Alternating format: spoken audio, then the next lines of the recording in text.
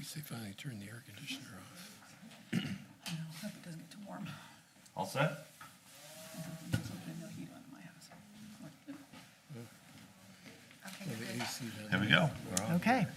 Blows on Call the- to order the Rockport Select Board meeting for Tuesday, October 15th. It's 6:05 PM. And we have a full house here at the Parker Room in the Rockport Opera House. So welcome, everyone. We'll just get started with our agenda here. We might move a few things around depending on who's here when to accommodate people's schedules. But for right now, we're going to just sort of march on through the agenda. First item is any amendments to the agenda. And at this point, we don't have any, but we may be moving up the discussion down in the discussion item, discussion on resident concerns with unhoused non-residents. We're going to try to move that up a bit to accommodate our police chief as well as our state senator who are here. But we're still waiting on someone else we're hoping can be part of that discussion. So we'll get going then. First item is public hearing on general assistance. John, you want to just introduce this? Sure.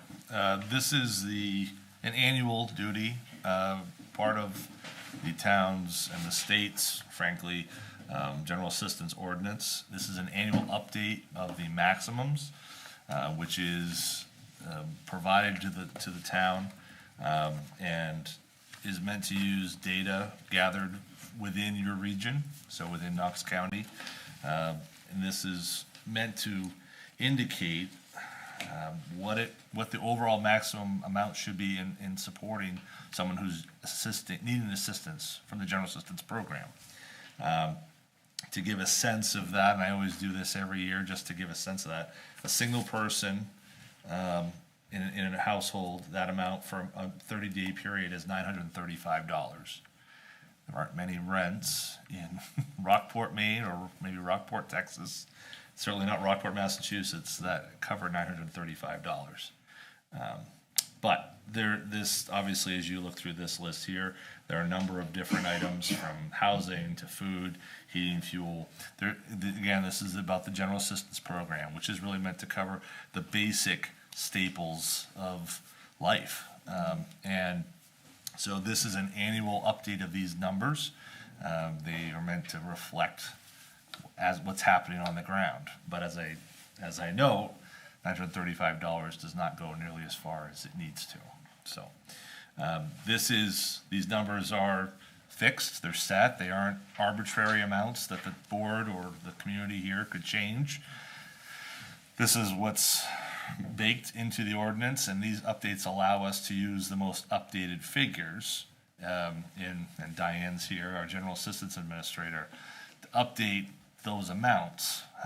However, that's not sufficient, but this is the maximum we can provide per this section of the ordinance, which is the one that had been most commonly used for many years. Okay.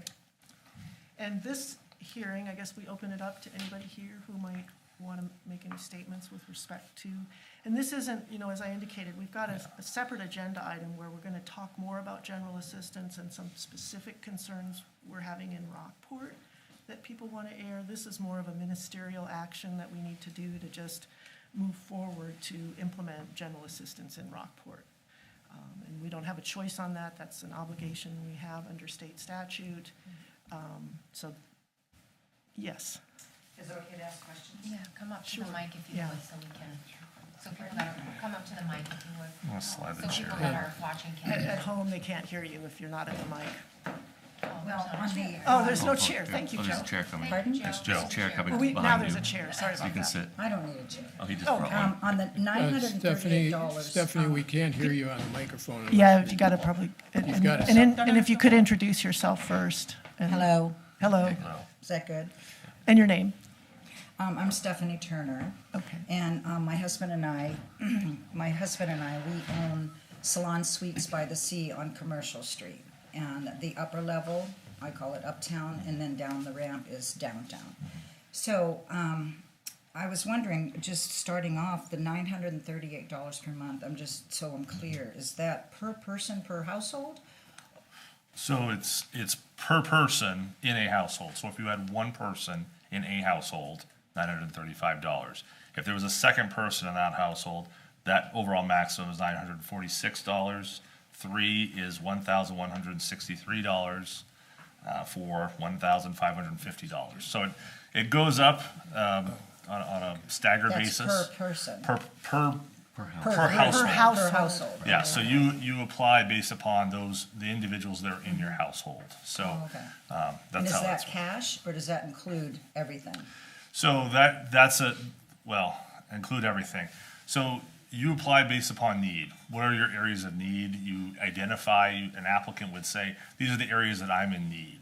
Could be housing, could be food, could be fuel, could be, basic necessities, diapers, things that are sort of outside, but are certainly something that all of us in the room would agree are a necessity of living. Those amounts are really what's drilled into what actually is funded. So there's actually a relatively, I don't want to say overly complicated formula, but there's a formula where you have to require an individual to provide information about income, all amounts and assets that they have, any debts, liens, and so forth, credit card debt, all the basics. What are you paying for various services that you're using? So what is your rent or your mortgage payment? Basically to get a true picture of your circumstance. So that's in the general assistance format as we have known it. In what's different, and this is why the section a little bit later talking about the unhoused, those who are unhoused, those circumstances, that's been deemed as an emergency. So DHS has given word down to municipalities that those who are unhoused need to be treated as an emergency case. And emergency cases have a very different framework within they work within, because obviously this is someone who has no place else to go. So then what do you do?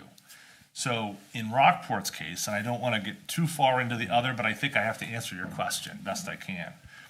In Rockport's case, and in contrast to some other communities in the region, we have housing, we have a pair of hotels who have at times, and then not at times, accepted vouchers to house individuals. So in those cases, and to answer your question about cash, because that's a misnomer, and a lot of people wouldn't understand.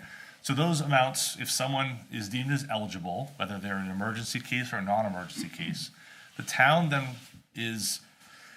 works with the person who is housing them. So in this case, one of those hotels, and we would be billed the amount for that voucher for that 30-day period. So in this case, if the $935 in a more of a traditional case of general assistance, that would be how that was handled.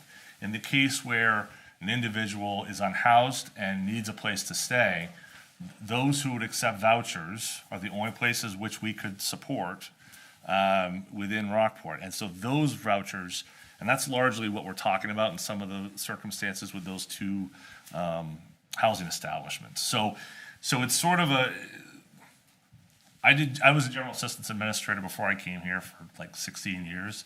And the number of times I had to deal with emergency cases was probably less than a handful.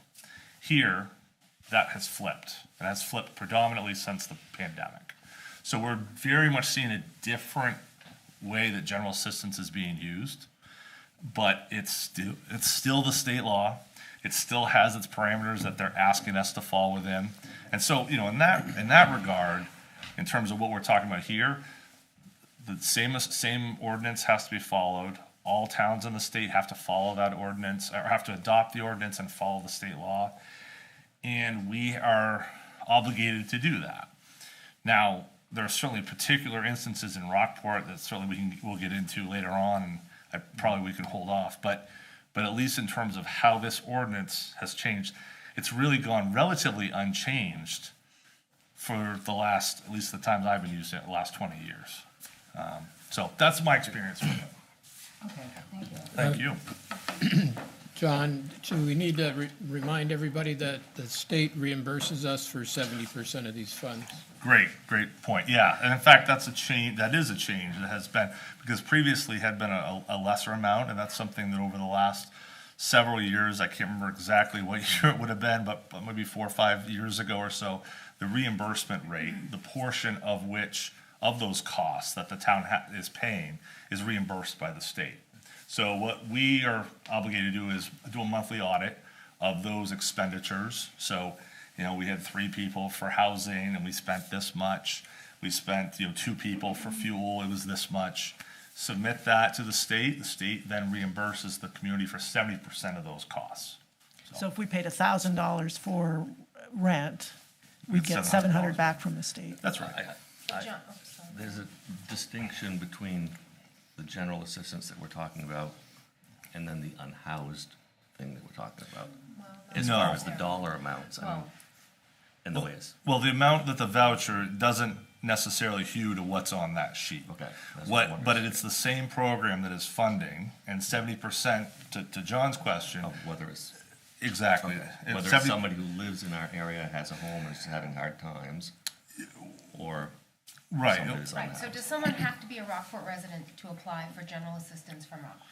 if it's an emergency case, no. No, but if And someone. unhoused is defined as not, as emergency. Okay, so if it's Right. an unhoused, they do not. If it's someone who lives Right. in Rockport who needs heating assistance, Right, they have a home, Right. they're just having a hard time. right.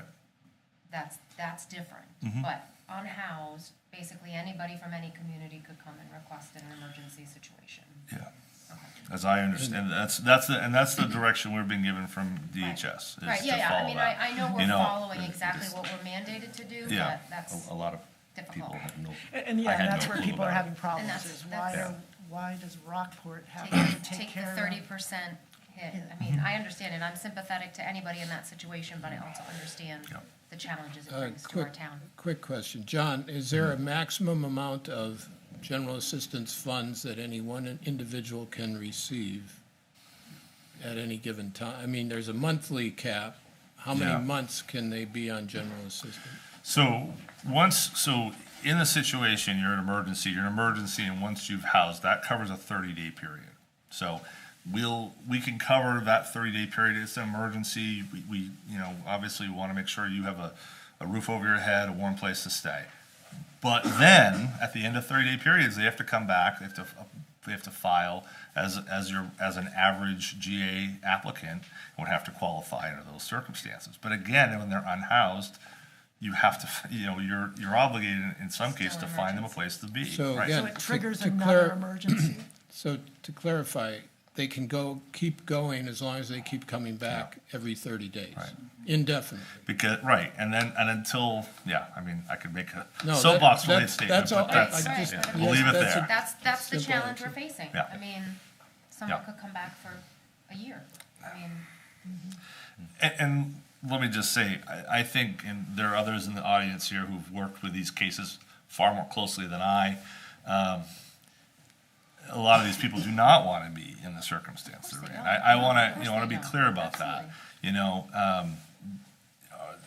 There's just like there's people of all stripes in every industry. That's true here, but there's potential where these situations can occur over and over, and I don't think it should be a surprise to any of us here that it's hard to find housing. It's hard for us to find housing for people who are gainfully employed for the town of Rockport. Yeah. And it's something we're all fighting. Right. So, and there's not a lot of other programs No. to help someone in this situation. correct. So are we going to get to, Yeah, so for Details, okay. purposes of our agenda, I think what we need to do here, Joe, we do have a discussion item for this, unless you have a, Yeah. okay, come on up. Ordinance. Okay. I think that the ordinance that you're looking at If you adopting. could introduce yourself, Oh, just sorry. for the record. My name is Joe Stronowski. I'm a Rockport resident. And I have a question about the ordinance. First off, the ordinance that was included in the select board package was the MMA template. And I'm assuming that we're looking at adopting that.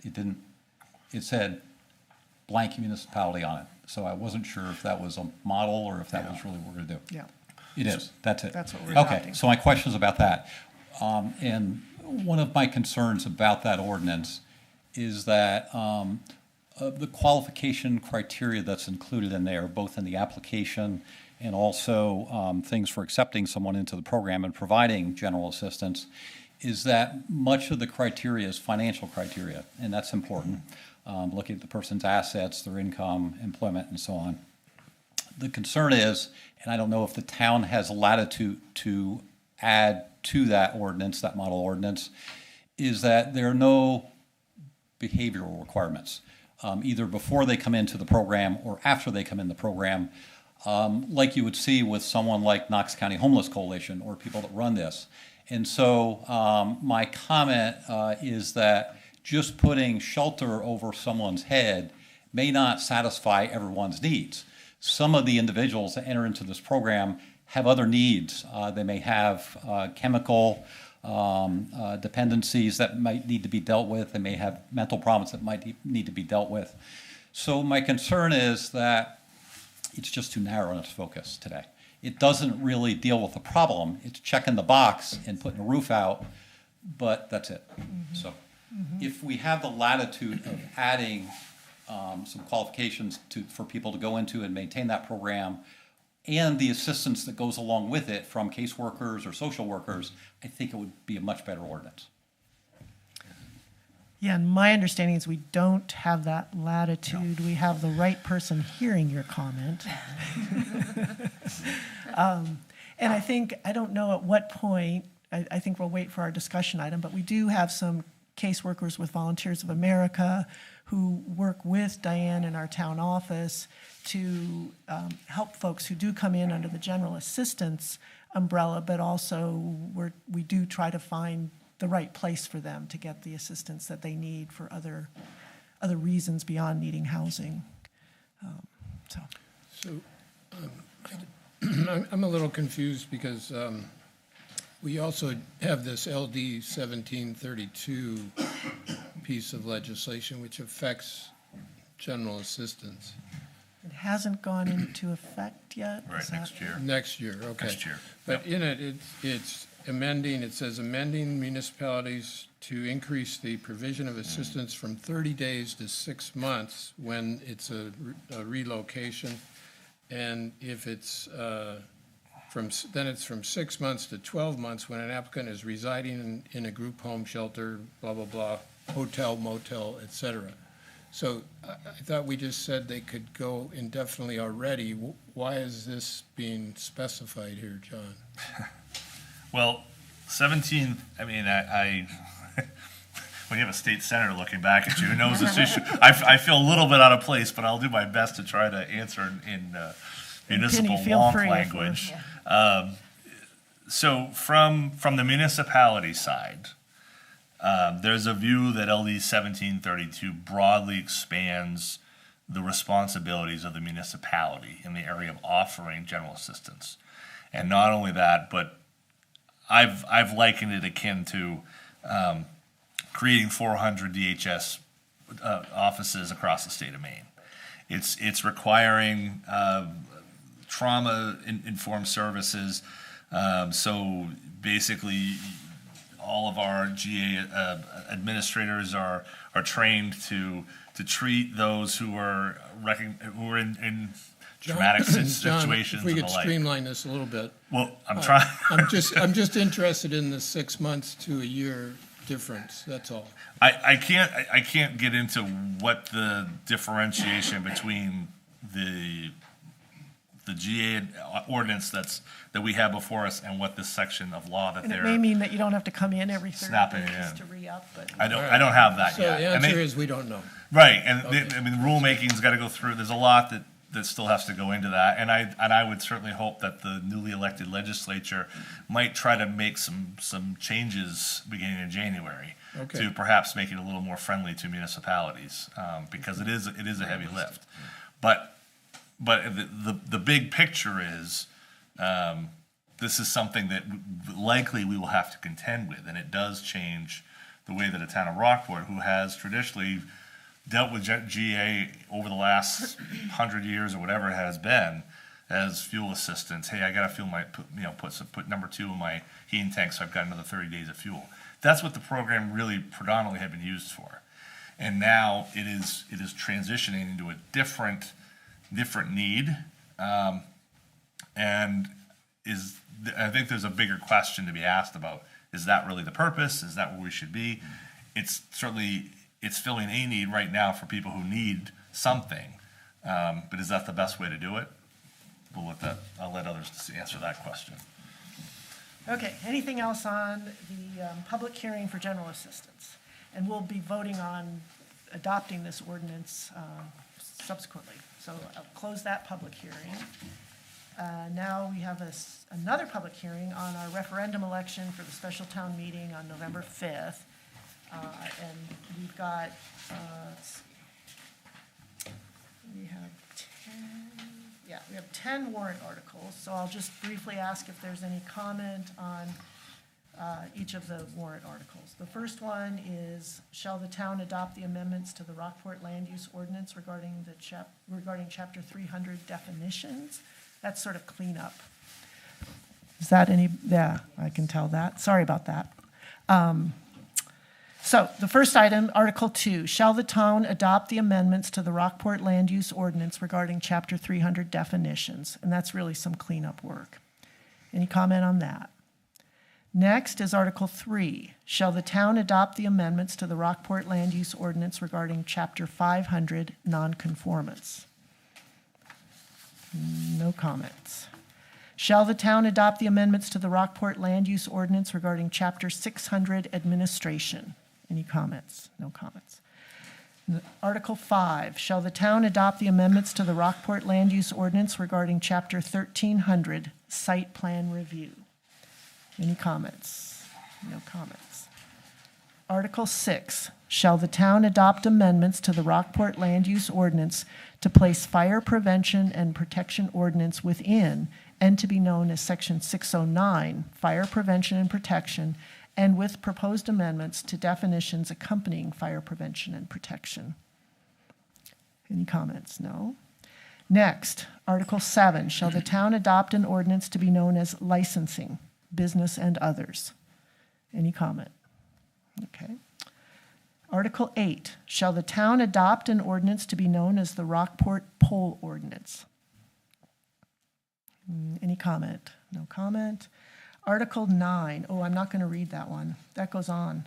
But this is fundamentally about road paving and stream crossings, essential things that both resulted from a lot of storm damage.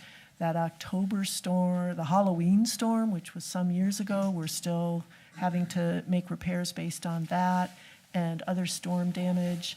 And that is to have the citizens approve, or the voters approve, a $3.4 million bond to do essential public works work throughout Rockport. Any comment? Article 10. This is, shall the town approve the design, site preparation, and construction of a sewer connection line on Union Street, Commercial Street, Forest Street West, and if excess funding is available. This is really about doing some infill in our sewer system to allow construction of some affordable housing projects. We've got $1 million grant from the Northern Borders Regional Commission to help pay for that. And the remainder amount that the town, that really the sewer users would bond for, is $1.4 million. So $1 million in grants, $1.4 million from the sewer users as part of our long-term debt. And that would allow us to sort of finish out the sewer system within the village, and then some of the work across over by the high school. And that will overall reduce rates to sewer users because, of course, the more sewer users you have on a system, the more economical it is to operate that. So that is the last Article 10. Any comment? Yes.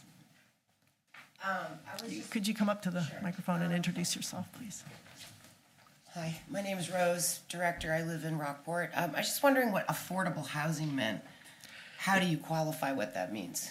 Well, that's just by way of explanation of what the part of the purpose of doing the sewer, because you can then build more housing in certain lots. So it's, When you said, so, the right. the but I warrant mean, for- article for- is not contingent on affordable housing. The warrant article is to do sewer infill that would then allow more housing. Let's just leave You it at just housing. want more housing. More housing. And the town's agreed to, we want more housing, or is that something we vote on? I mean, This is for voting. Yeah, this is in front of, the voters get to vote on this. This is Article 10. We're not taking any action tonight as a select board on this, other than to put it on the ballot for our voters to vote on. right, so wasn't there a vote about that already, that Not this project, this is this is a infill. new project? This is a smaller scale project taking advantage of grant money that the town has been That's provided. for affordable housing, is it under that umbrella? I was just No, wondering, it's just, you just threw out that term. Well, because we're aware of several housing projects that are on the book, that have been proposed to the town, but require this So this are we sewer trying to infill. create affordable housing? And, you know what I mean, I'm just wondering, like, what is affordable housing? It's like, it's all relative, it's We sort could of have a great vague. discussion about that, but that's not the issue here. This is this sewer infill project, Article 10 on the ballot. Do you have any additional comments? I just wanted to comment on the equivalent user term. That's not in this article, so we could save that if you want to make a When comment can I on a discuss that? non-agenda item if you want. Okay, tonight? Yeah. Okay. Yep. Okay. Any other comments on the referendum for the special town meeting? Okay, close that public hearing, and again, we'll take action on that. I guess we've already taken action on that, right? We're not, there's nothing for us to do Nothing, now, it's now that we've had the public hearing on that. Okay. All right, next, public comment on non-agenda items. Do you have any? Is this where I can talk? Yeah. Technically, yes, yeah. Yep. Okay, so should I come back up? You should. Yeah, the issue with the microphone is that anybody watching from home or our live stream recording can only be heard if it's through the microphone. So, again, my name's Rose. I just, the equivalent user, which seems to be the term that is with the ordinance that's making people pay for multiple sewer lines. I just wanted to address that term because, in my house, I've got the main house and then the side room, and that I use for my Airbnb, or I just use it for myself. It's not always used because it's attached to the house. But I think it's called equivalent user, but it's one room where it's, it's not equivalent. Yeah, because and what I I'm have realizing, a just because- laundry and all of that. So I'm Yeah. just wondering how separate doesn't mean equivalent. I'm realizing too that you have an abatement request in front of us, right, on really that topic?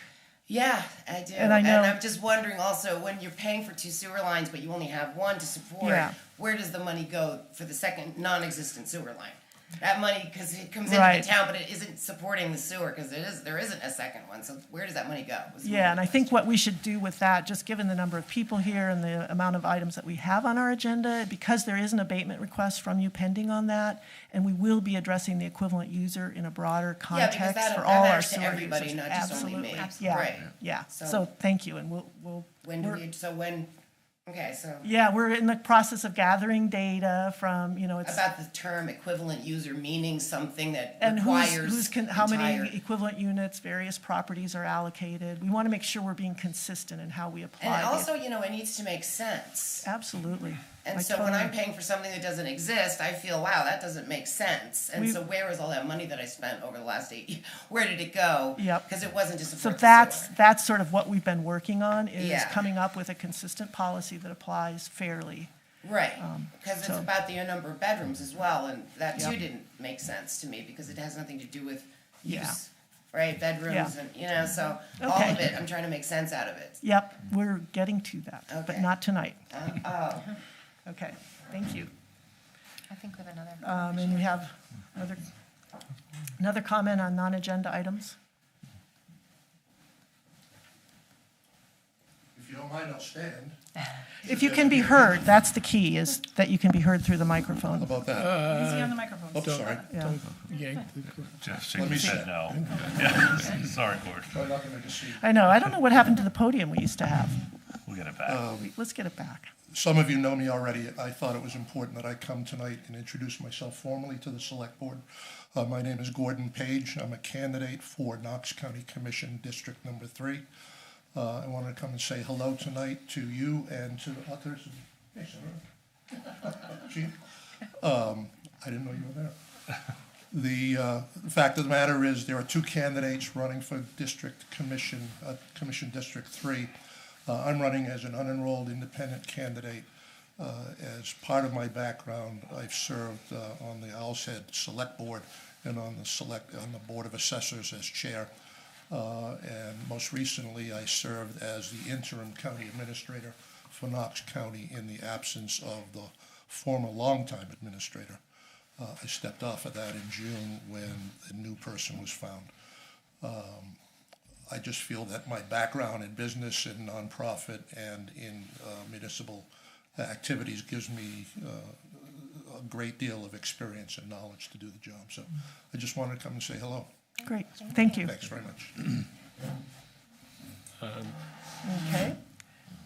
And Mark, are you? Do we want to, Yeah. equal time or? Well, I'm waiting for Mark to, Oh. I He can't had force to him to leave. come.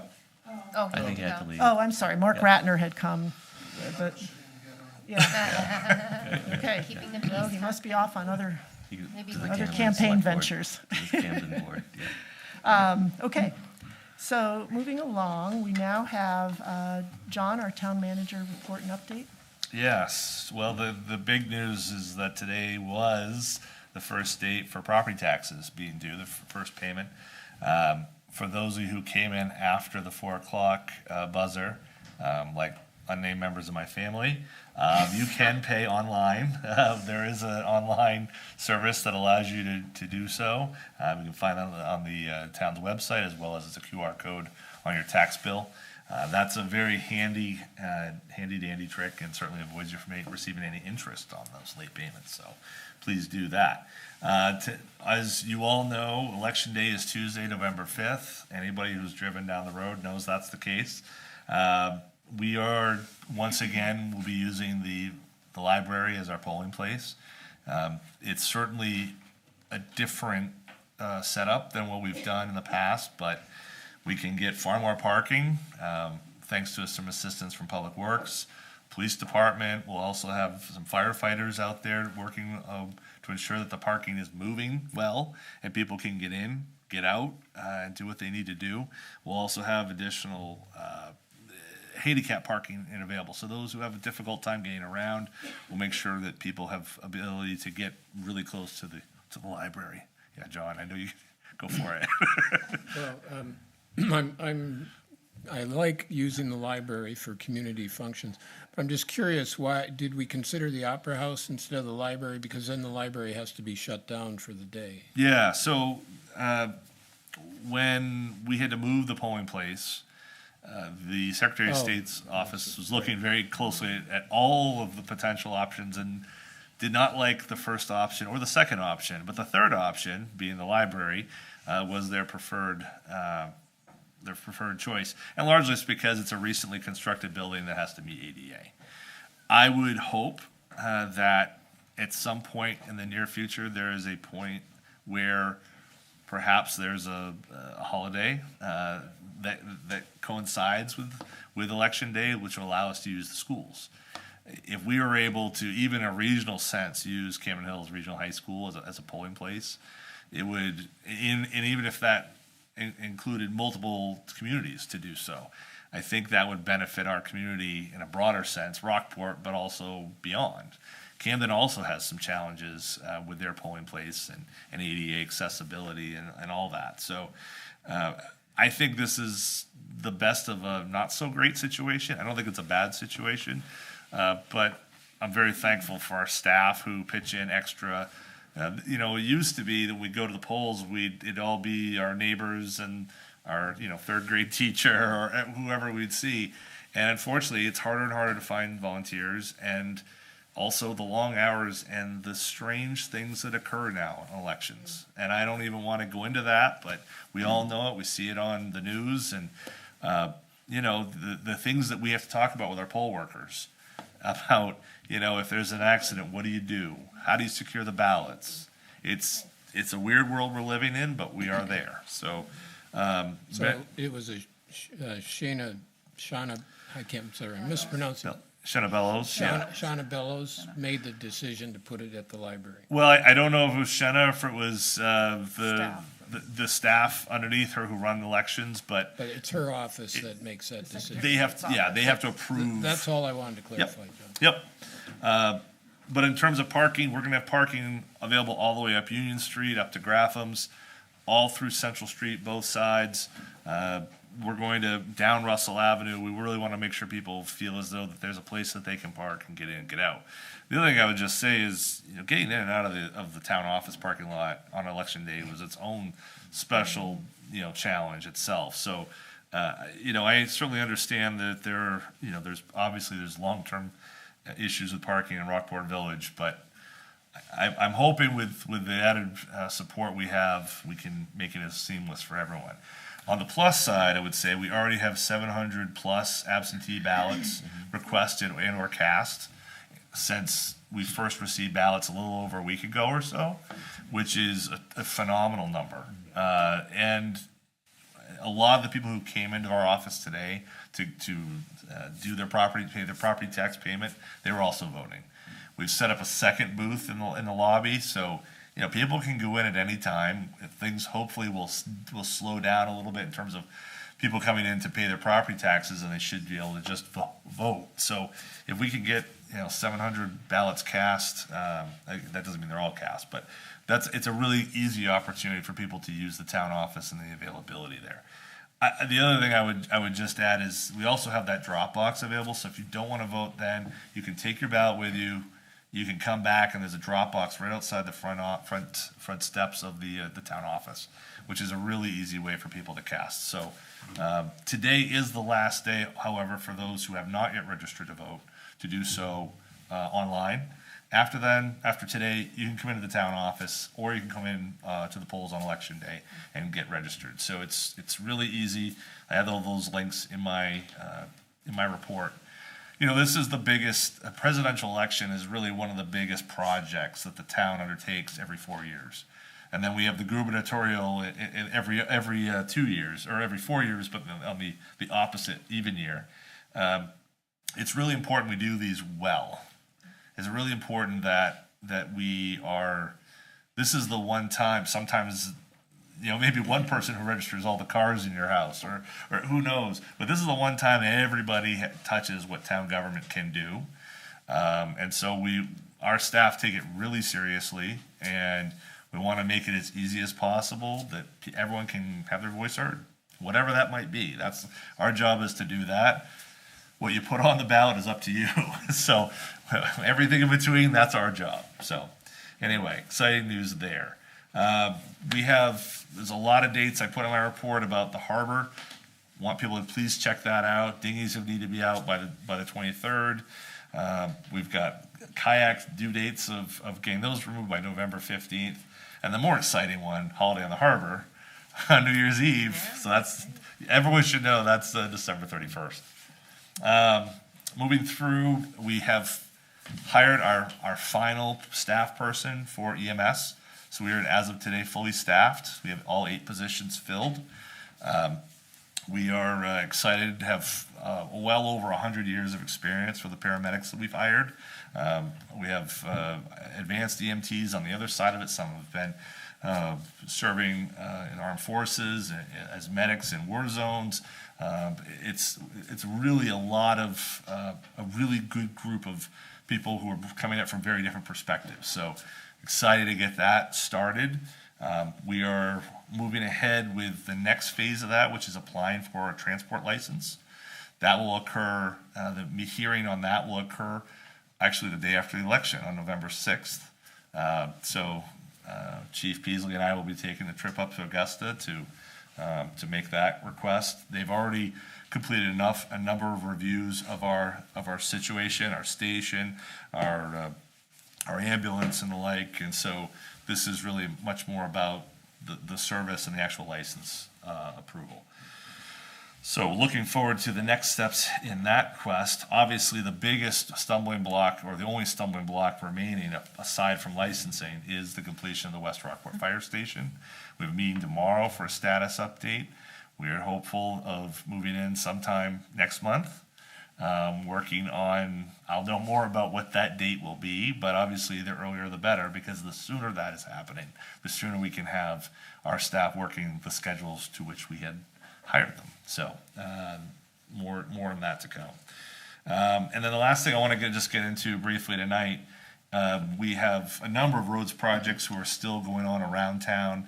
At the end, at the Simon's Corner, on Main Street, trying to complete some stormwater project there that has flooded a house over and over and over again over the years, hoping to resolve that matter for once and for all. But that pesky ledge, there's always ledge where you don't want it to be. So we have to work around that.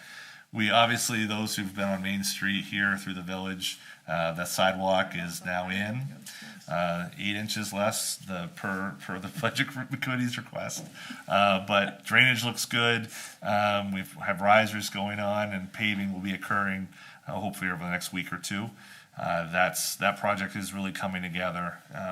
There were some challenges in that as well. And then the last thing is Robinson Drive. Last but finally, we're just nearing on 3 years, and hopefully we'll have paving on that before the 3-year mark.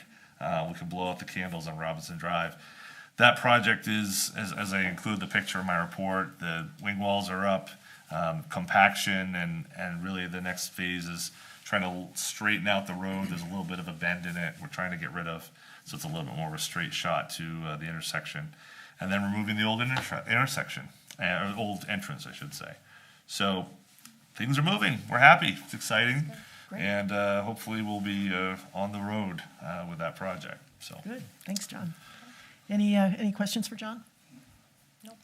Well, let's move on to the consent agenda. We have approval of meeting minutes from September 9 and September 17. Do I have a motion to approve the consent agenda? I move to approve the consent agenda as presented.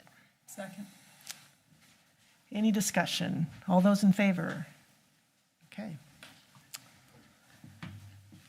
Next is act on general assistance ordinance and appendices. So this is a follow-on from the public hearing we had just a little bit ago in this meeting. I think we've talked about everything. Do we have a motion to adopt the general assistance ordinance? I'm going to make the motion that we adopt it, but I want to make sure we have a discussion following the motion. Fair enough, yep. So you want to move to adopt the 24-25 general assistance ordinance and appendices as presented? John? Second. Michael? Okay, any discussion? A couple of questions. So there was some members of the public that asked about could we add something to do with, not sure how the question was posed, but behavioral requirements, yes. There is a section in the ordinance that does address behavioral, section 4.8. Does provide temporary refusal to accept an application if the applicant's conduct is abusive, disruptive, or harassing, or is under the influence of drugs or alcohol. So that is in the ordinance. I don't know if everybody has looked at it, but it's section 4.8. So that would give Diane, our general assistance administrator. Have you ever used that clause, Diane? I've never come across that, no. Okay, all right. Well, it is there. So, and you can also, there's another clause that is further down. Hang on, I'm scrolling through a 167-page document here. It is in section, it's under a heading called disputes on page 28.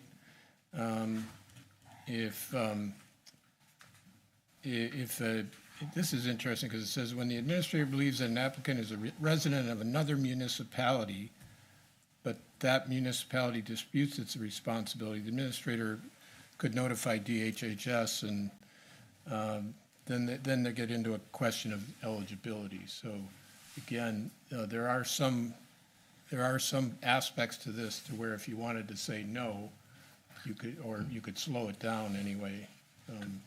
But my overall question though is, Could we opt out of this state program altogether?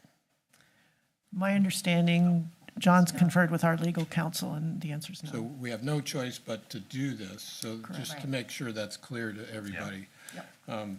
The good news is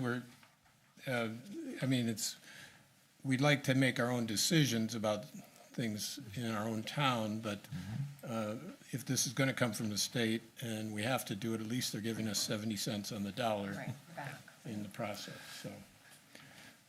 Okay, that's it for my questions. Okay, any other comment, discussion? Okay. All those in favor? Okay.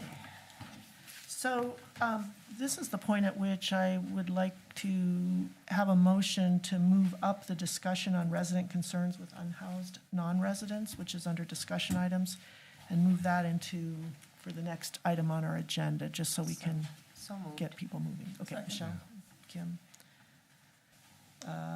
All those in favor? Great, okay. All right, so we are now discussion on resident concerns with unhoused non-residents. Anybody want to come forward and speak about any concerns? Joe?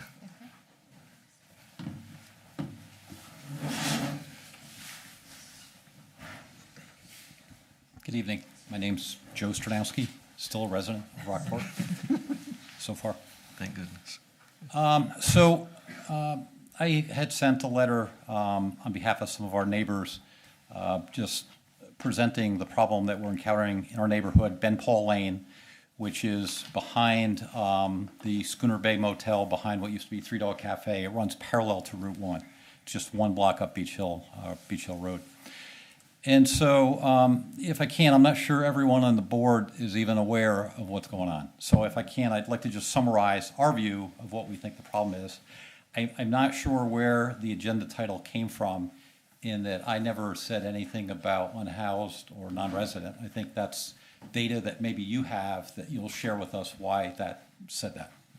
So our concern, we have a quiet neighborhood. We're on a small private gravel road, and we're experiencing significant safety issues.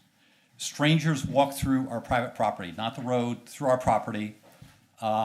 One case, an individual urinating on the road, and they're threatening our well-being in our neighborhood. You never know when there's somebody lurking in the woods. Myself, my neighbors find people walking through the woods because we just happen to be between the two drug bust houses on Beach Hill and the hotel, if that has anything to do with it. We know that some of these strangers possess weapons. That was reported in the media when the drug bust took place. And some have criminal records. So there's reasons for concern here. We don't know that everyone that stays in the motel falls into these categories, but we know that there are some individuals. I've spoken with Police Chief Randy Gagne about this quite a bit, and I don't think this is a law enforcement problem. That's not going to solve the issue. It appears that the town of Rockport, either forced to or through programs they decided to implement, have put people into our neighborhood without food, without transportation, many without employment, and the individuals are desperate. Again, our street is right behind a wooded area, behind Schooner Bay Motel, and not too far away from Rockport Suites. Burglaries have been reported to the police in the neighborhood. They broke into one of the garages by the hotel. And Chief Gagne could confirm this, but I believe that the contents of that garage were found inside the hotel, one of the hotel rooms. I find myself double checking doors at night to make sure they're locked. If I'm weeding a garden in the front, I make sure the back doors are locked. I don't know who's around, where they are. You're probably all aware of the Beach Hill houses where the drug bust took place back in June this summer. I don't know, and again, Chief Gagne can comment on this, but it would seem that there appears to be a link because there's been a pedestrian flow up Beach Hill Road between those houses and Route 1. I don't know if the people are coming from C Street or Pleasant Street or where they're coming from, but maybe those motels are contributing to it. In September, these occupants from the motel expanded and set up an encampment across the street from my house in the woods, actually on Max McCool's private property. taking a chainsaw, cutting down trees, and setting up camp on private property. When police, fire, code enforcement came there to evict the individual, they decided they'd wait for backup because this individual was known to be violent. Okay, so these are in the woods that some of the kids in the neighborhood play. When my grandkids come up, they play in these woods. Again, I don't know where the responsibility lies and how we got here, whether it's something we got pushed down from the state, whether the town is implementing it in a fashion that's causing a problem. But it seems like, as a town, that we continue to provide financial support to these hotels. We're paying them money from the town budget to house people there. It makes no sense to continue to finance these motels. And for one, some of the reviews that have been posted on some of the websites, bookings.com, Expedia, and not that these are all credible sources, certainly they need to be verified and checked. There's code violations. People talk about wires hanging out of the walls, and I reported that to Scott, and I know John's aware of that. And people talk openly in the reviews of the Schooner Bay Motel about drug deals that take place there when they stay there. And it was like, holy macro. I didn't know what I was getting into. And there are people from out of town that didn't know that it wasn't a legit motel. I got to believe that there were clear signs. And I went back and I looked, I saw nothing in the manager's report at all about this. Over a year now, this has been going on, and it's been getting worse and worse. We had to have, Chief Gagney reports, I think to you, John, you had to have some idea that things were going badly here. And I guess I'm just very disappointed that the town didn't take some steps. And so, yes, we have these requirements that are passed down from the state to be able to give this general assistance, but that doesn't mean that we can't invoke a more comprehensive program. And I think the problem again lies in the fact that we're throwing these people into a rural area, a motel on Route 1. The closest grocery stores are Shaw's, which is 3 miles down the road, or Hannaford's. And occasionally I do see people coming from the motel, because I'll see them on my way down and my way back, walking down the Shaw's to get food. They have no cars, most of them. They don't have food, and just checking the box and giving them shelter, I don't think is adequate. And we're causing a very desperate situation here where nobody is winning, not the occupants, not our neighborhood. So what I'm asking for is that I know that there's a more general issue here that you'd like to speak about tonight, but I guess I'd like to just keep in mind here that our issue right now is our neighborhood, and our neighborhood is not safe. So there may be things that we could do over the longer term here, and that's great, but we need to take some immediate actions to fix what's broken here. Well, and your letter, Joe, was really the genesis of this discussion. I understand that. So we're not and trying to. I appreciate your putting it on the agenda. Yeah. So that's my summary. I know some of the other neighbors are here that probably have their own comments. I'll just add one more thing. I don't think Seth Batu is here tonight. And I'll just add this because this is pretty relevant. His 10-year-old son, his daughter, I think, is 8. They were out playing in the woods by their house in Ben Paul Lane. And they found some drug paraphernalia out in the woods by their house. So these are not things that are made up. I'm not trying to provide hearsay. These are actual factual information. It's not a good environment that we've created here. And I think that the town, even with the state requirements, the town can take steps to stop it. Thank you. Thank you. Do we have anyone else? Addie?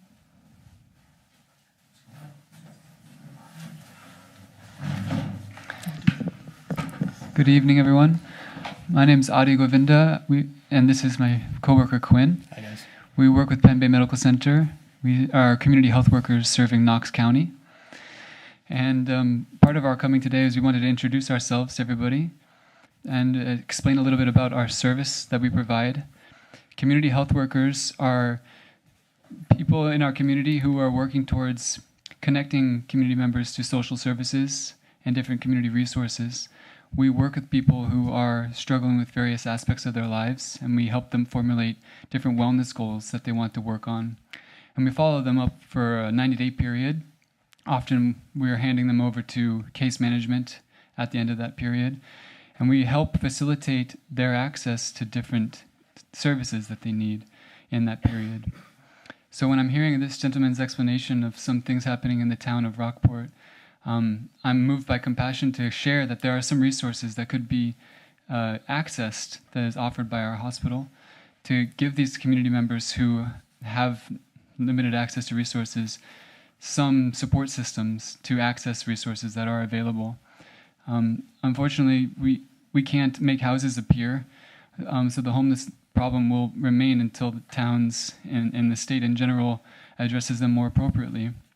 But we can provide encouragement for people who are wanting to change their lives, for people who are tired with what they're going through, and support in giving them information so that they can access food supplements, coordinate rides, get access to community support groups or recovery support groups if they're suffering from substance use disorders, and a wide variety of other programs that we have information that we're willing to provide on. I also just wanted to say that we have some instances where our participants are trying to access general assistance, and there has been some cause of concern for them being able to access general assistance, because a lot of the people that are dealing with these kind of needs suffer from mental health disorders. They're not going to be the most polite, cordial people on the face of the planet, usually because they're very stressed, they're traumatized, they're suffering from numerous problems in their life that make relating to people in a more polite fashion very difficult for them.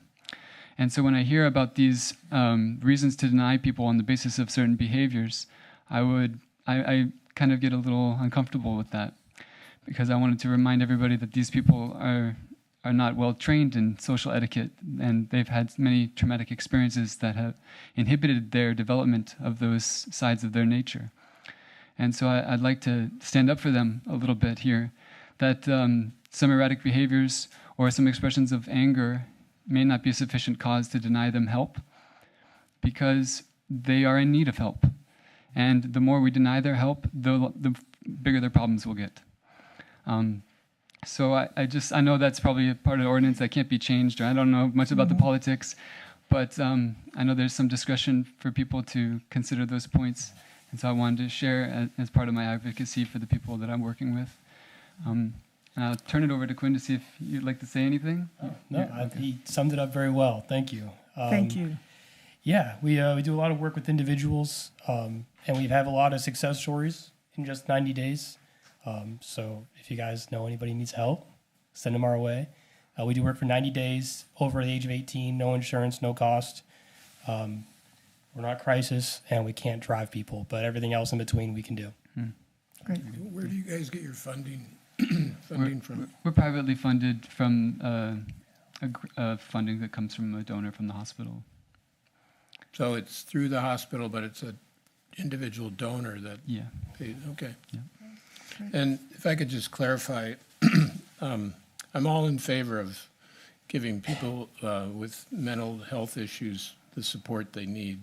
I think I was more emphasizing what the concern is with this neighborhood having clear drug issues and paraphernalia in the woods, and that was what I wanted to point out in that clause. So. Yeah, and I share your discomfort, by the way. Yeah, good. I'm happy to hear that. I agree that they should be part of a program to keep sober, to demonstrate their commitment to the process and use their funds responsibly. That makes a lot of sense. And that's also very supportive of their recovery. Just when it becomes a slippery slope towards using that as an excuse to deny them services, then we have community members that are stuck and they remain stuck. And I have a question about the uses of general assistance in terms of people maybe late on their electric bill or something versus an emergency use, and how those lines are kind of blurred, because it sometimes what may be considered a general use of general assistance may perpetuate into an emergency. And I was curious to know what kind of process is used to discriminate on what is that blurry area where, like, for example, with heating assistance, I don't know if that's considered emergency, but in my eyes, it it's emergency. Can be, yeah, right, Um, it can be. Yeah, if there are situations where someone is in a critical need, let's say it's below zero and they're out of heating fuel, those could be considered an emergency circumstance. What hasn't been discussed here, and I think needs to be, is that there's a very close line between how DHHS operates. They oversee the program. The town manages it within the municipality, but it's a state program that's run in the municipality. So every community, not just Rockport, but every community has a general assistance administrator who has to work hand in hand with the state government. And in fact, because of that 175 pages, the people who often know that ordinance best work in Augusta. And so they're about a phone call away. They are, unfortunately, we've had some turnover in that department over the last few years. We've had a number of people who were rock solid and knew it backwards, forwards, and could read to you sideways, which was very helpful because they had been through it. They understood, well, you might want to ask them for this piece of information, or what about that a piece of information. Unfortunately, these general assistance administrators in municipalities, they turn over quite frequently. But having that rock solid support in Augusta has really been the linchpin of that program for the time that I've been familiar with it. I think that part of the challenge has been that because, and I don't want to say I have the statistics in front of me, there may be others here in the room who do, but certainly I think we all can feel that there's something different that has occurred since the pandemic. And certainly housing drives that in a big, big way. I don't think we need to have statistics. I think all of us in this room probably can agree that that's an issue. The challenge has been from the general assistance, from the town's aspect of this. We're often putting someone who as a very, very, very part-time portion of a role that they do, a small part of their job, and Rockport is no different in this regard. We're now taking a community like Rockport with 3,700 people and expecting them, our GA administrator, to really be very aware of all of the varied options available before them. And while you can fit it on a list, and we've had a number of agencies locally who are quite good about connecting, how do you get to the food pantry? There's many sort of obvious reaches, but things have been different. And so that differential of where people are staying, where they feel comfortable, where they are laying their head at night, that has changed. And so we have laws and we have ordinances that are in large part the same as they were when I first started using them in 2006. How do we do what we're being asked to do as municipalities, as people who live in a community, when there's been such a sudden shift? And I don't feel that the town of Rockport is doing right by either the residents who have, situations that are not what they're used to, but we're also dealing with, I think, a regional problem, a statewide problem, a nationwide problem that needs bigger solutions than a part of a job that the town can dedicate its time to.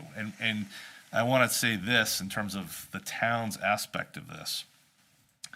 So in the budget process this year, the town added a police officer to our force, a position. Partly because we've had so much overtime accrued with when we had 4 people on staff, but because these social service needs in Rockport, not in the region, but in Rockport, have grown.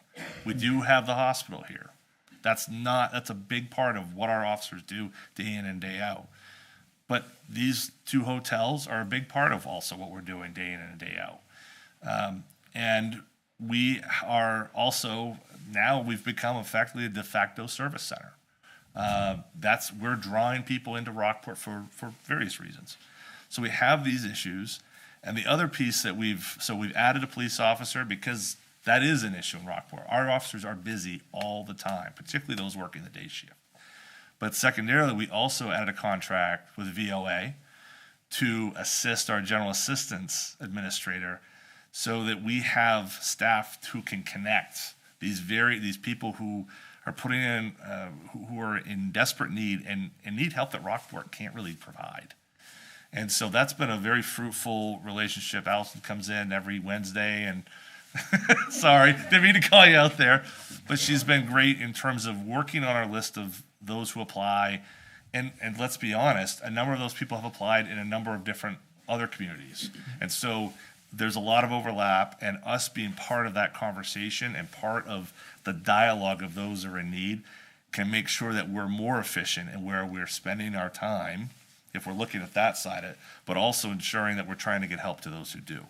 So there's been a multifaceted approach to what Rockport has not asked for, you know, and I don't think anyone who's in that situation has asked for them to be unhoused. That's not their circumstance.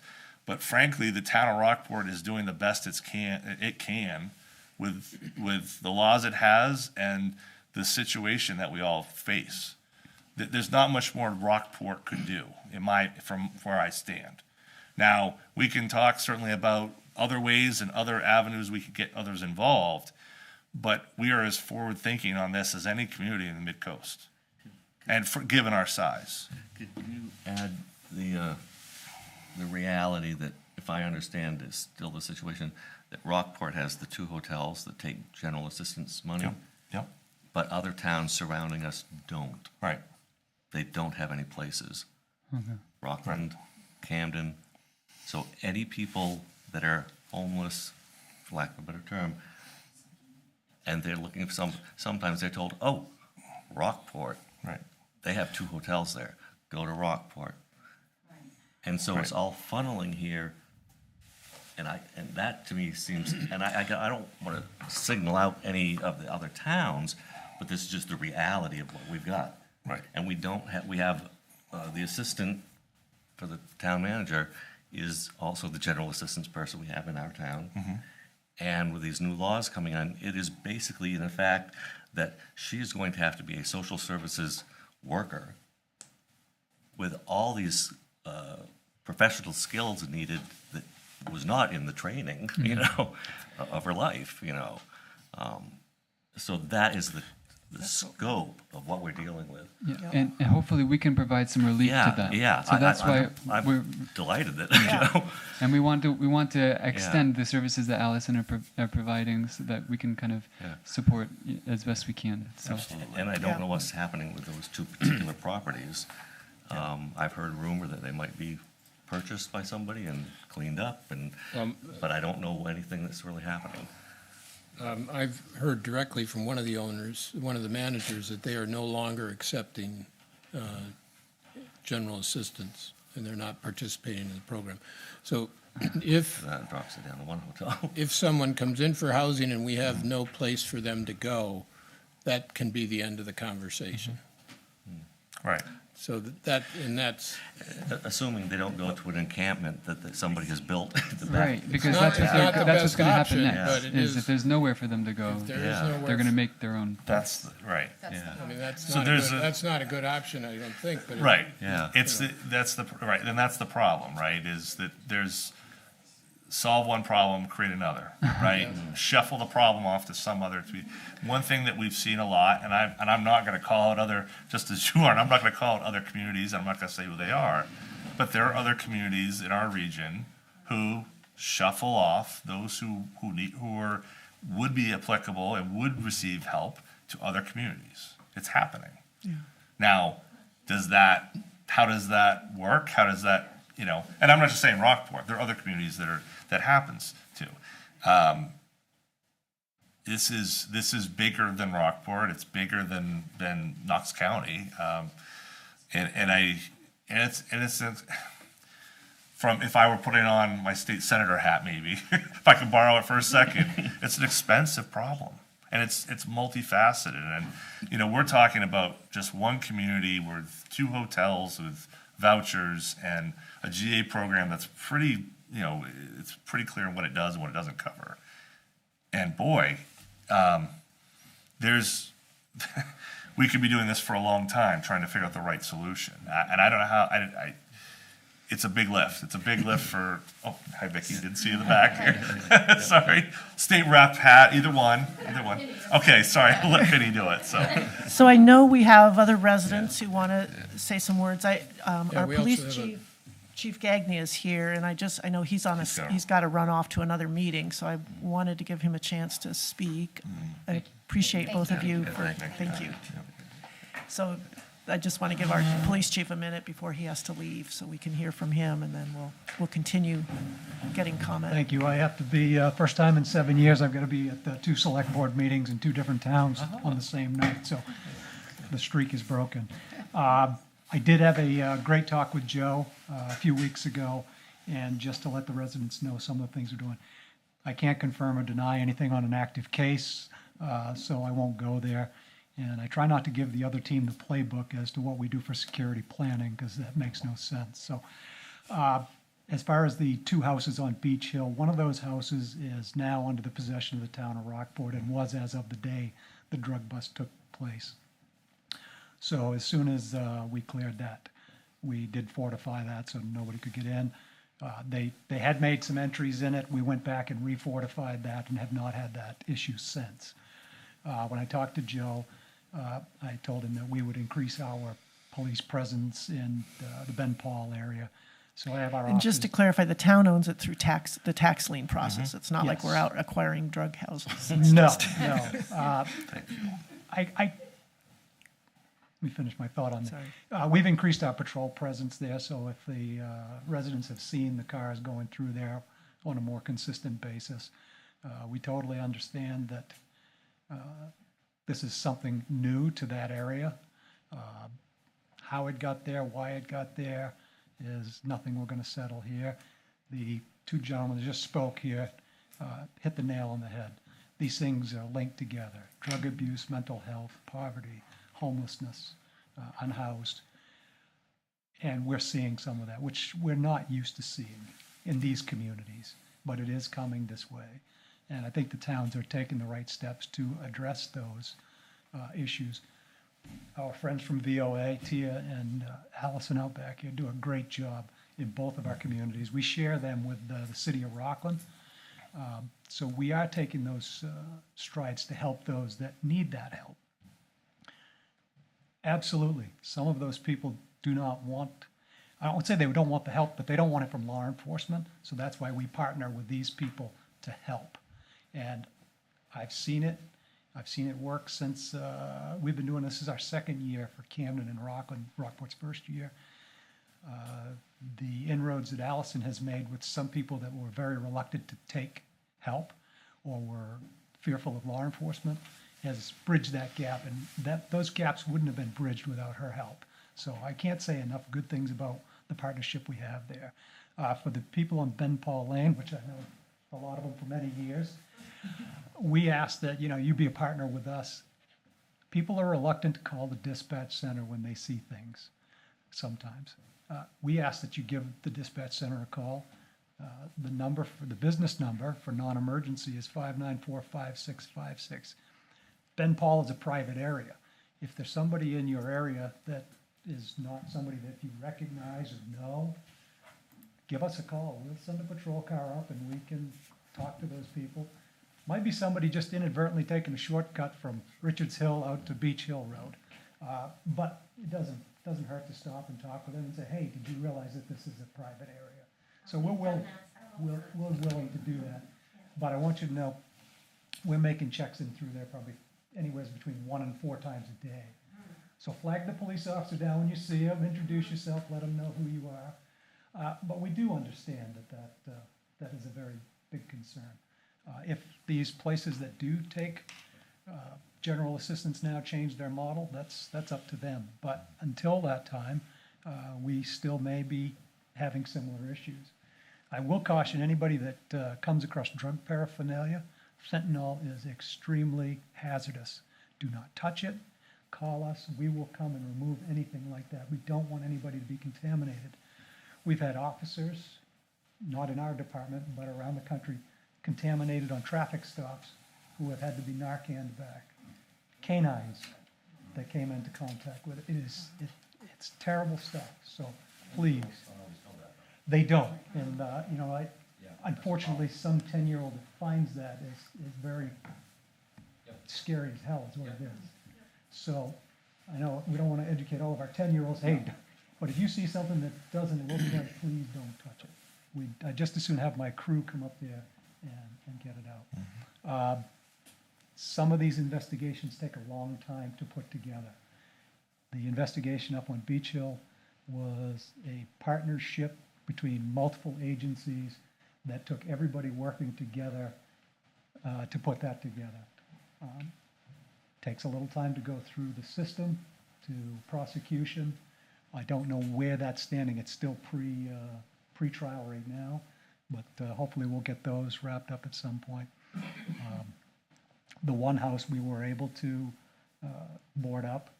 The other one was not subject to anything like that. So trust me, we're out there. I can tell you that the Rockport Police Department has done 1,412 property checks this year alone. And those are checking our parks, checking businesses. These are pretty much self-initiated officer. They're out on patrol. They're just checking those areas. They check the public landings. They check all of our public spaces. So we're out there all the time. We are shorthanded. I can tell you that, but I've got, my staff right now is working basically 12-hour shifts. A couple of them are working 7 days a week right now. We've had an injury, we've had another resignation. But the job is still there, and we will be there to do that. But we ask you to partner up with us. Let us know. I think I gave Joe my cell phone number. If he wants to give it to you, call me directly if you need to. I'm not going to say it on live feed. Public. There's enough people that already have it, so I do get called. But I answer my phone 24 hours a day. But we do ask you, when you call dispatch, they are going to ask you a bunch of information that might seem redundant, but it's important that we always keep our records of anybody calling in updated. So we have the latest telephone numbers, contact information, et cetera. So trust me, they probably don't want to have to go through that same process every time you call, but it is important to keep our records up. I can answer any questions. I am kind of time pinched because I got to get over to Camden. Yep. Quick question. Sure. When I call Belfast Police, they do answer dispatch, but when I've called Rockport, I usually get an answering machine and then I'm sent to a cop. I don't have somebody answering the phone. No, we do not have an administrative assistant in the office at this time. That's why you're giving a menu. So when you call dispatch, you're really getting a message, but then you're leaving a message, you have to pick one of the cops. No, if you call the 594-5656, which is the business number, it will give you a menu, and it's option 4, and that will put you through to a dispatcher at the Knox County Regional Communications Center. And so option 4, you'll get an actual person? You will.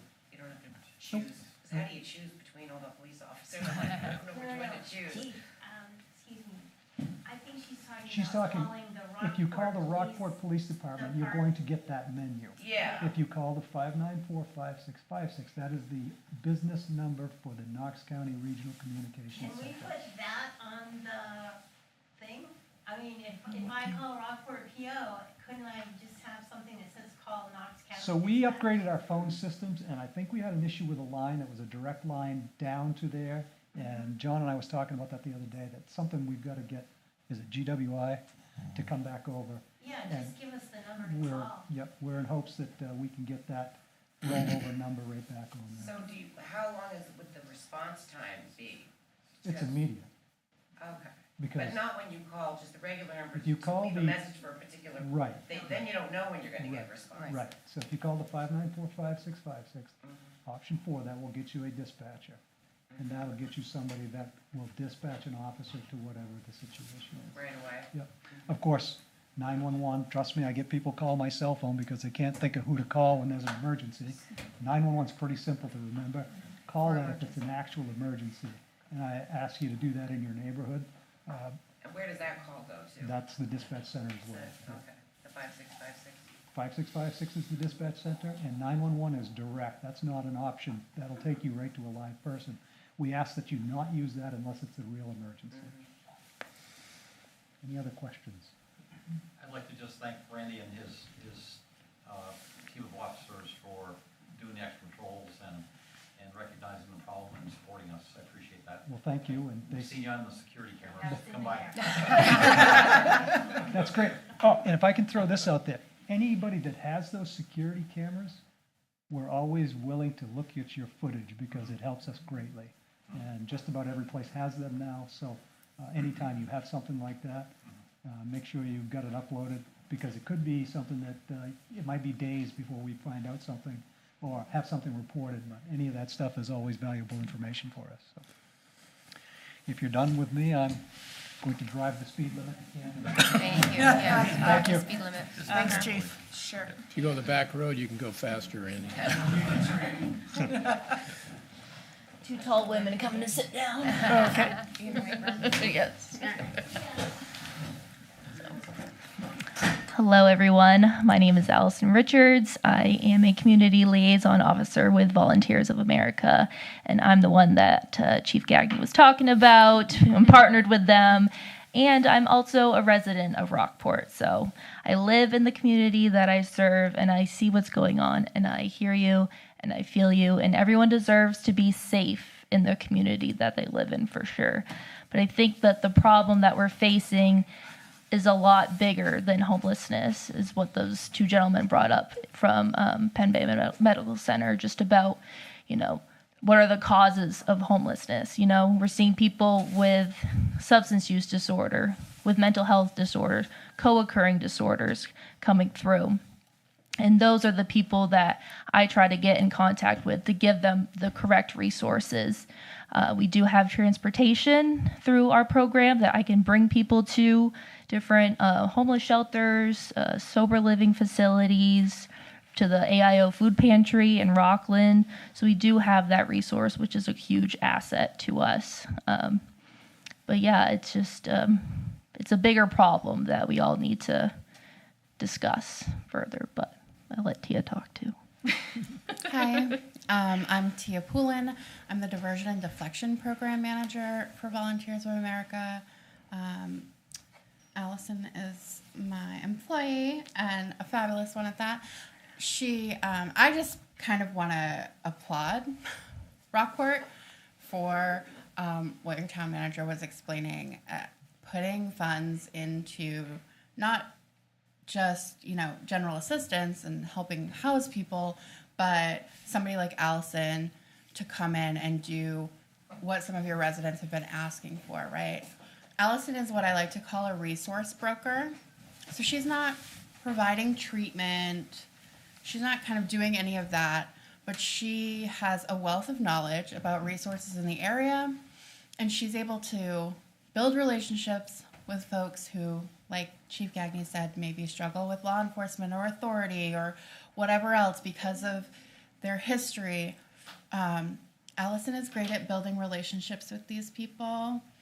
They trust her, and then they can hear something like, maybe we should go to the food pantry. Maybe we should try making this mental health appointment. She'll drive you there. She'll wait for you in the car. She'll drive you home or back to wherever you're staying, even if that's a tent, because Allison does that as well. Mm-hmm. She partners with Know Your Options, the options liaisons in Knox County. They go out together to these encampments to make sure people have hygiene products, Narcan, know about the services that we're providing in the area.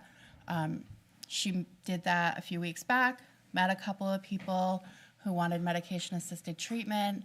Allison put them in the van and drove them to New Season for their intake appointment. So now they're in treatment.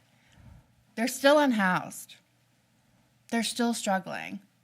But they go somewhere every day where there's a counselor, where there's a nurse, where people can help connect them with other services. Allison's still in contact with them. So you only have her one day a week. But it's something that other municipalities aren't doing. So you're not going to solve it here in one night, like you said, but you guys are making great strides, even if it feels like they're small steps. Thank you. Yeah, and I think part of what we're trying to do is, if you can try to avoid a lot of repeat, because you just aren't dealing with the bigger issues. So I appreciate the work that you're And doing. unfortunately, in this area, we are in a rural area where we don't have a homeless shelter that people can go to. So I find myself bringing people there, and I know it's hard for them because they don't want to leave this community. This could be their home, but if it gets them the next step into getting a safe place to live, then, you know, they're willing to do it. So, and I'm willing to do it as well. I've been Thank you for everywhere. Yeah, thank you. Yes, we Yeah, appreciate so. that. All right. Do you have an opportunity to connect with all of the people in the motels then, your one-day week? Yeah, so basically my process of getting connected with those folks is through the police officers. Okay. So, yeah, I have a close relationship with all the police officers that I work with in the 3 towns, and they'll connect me with folks that they come in contact with that might need that extra support. So, I would say last winter when I got connected with Diane through GA, that's when most of our clients were at the 2 motels. And since then, you know, they've moved on, you know, found different places to stay, but yes, I do have contact with people in the motels. Great. Thank you. Thank you for so having much. us. Yep, thanks. Anyone else like to make any comments? Go for it. Again, my name is Stephanie Turner. My husband and I own the Salon Suite, so we own a business on Commercial Street. We're directly across the street from Schooner Bay. So I've seen it from the very beginning, and we have been there since before COVID, and we turned a dirty, greasy, old, wet garage into the beauty business. So we've worked very, very hard for what we have there. Now with that motel, I commend these ladies here, and I certainly commend these gentlemen for what they're doing. Absolutely. Because these people do need help. Let me collect my thoughts here because I want to be concise and clear. You know, I spent most of my adult life in California, so I've seen a lot. Back then, in the 70s and 80s, part of the 90s, when you broke the law, you went to jail. And many people that did drugs went to jail. And it has an effect on people. And many people got clean because they don't want to have to suffer through those consequences. It's like when we raise our children. There are consequences for your actions. So now we have all these people, you say since COVID, why is that? Why is that? It has nothing to do with COVID. It has to do with government, the legislature, and what's coming down the pike, and then holding the town of Rockport, for instance, liable for what comes here because you happen to have motels here. I live in Union. I'm a resident of Union. We don't have any motels, so we don't have the same problem. We do have homeless and so forth. So at those motels, a year and a half ago, I met someone that was living there, and he wanted work. He came to me and asked for work, and I said, okay, sure, what can you do? Anyway, we paid him for work, and absolutely. And then he proceeded to tell me, so that everybody understands this, that he was staying at that motel. You get 1 whole year to stay there. There is no accountability. There's no rules. There's nothing. And between the state and the local government here pays $130 a day for him to stay there. That's the rate. Yeah. So I just want to make everybody aware of that, of what it is. And some of these people, they're definitely mental. A lot of them are mental because they've been doing drugs for so long, and there's no places available. So what I'm suggesting is people need to go above you and to the legislature, and they need to stop doing the mamby-pambying and handing it down to the towns because it's gotten worse. It's gotten way worse. Now, the motel has stopped taking clients because the majority of the residents destroyed the rooms. And you can look online to Facebook.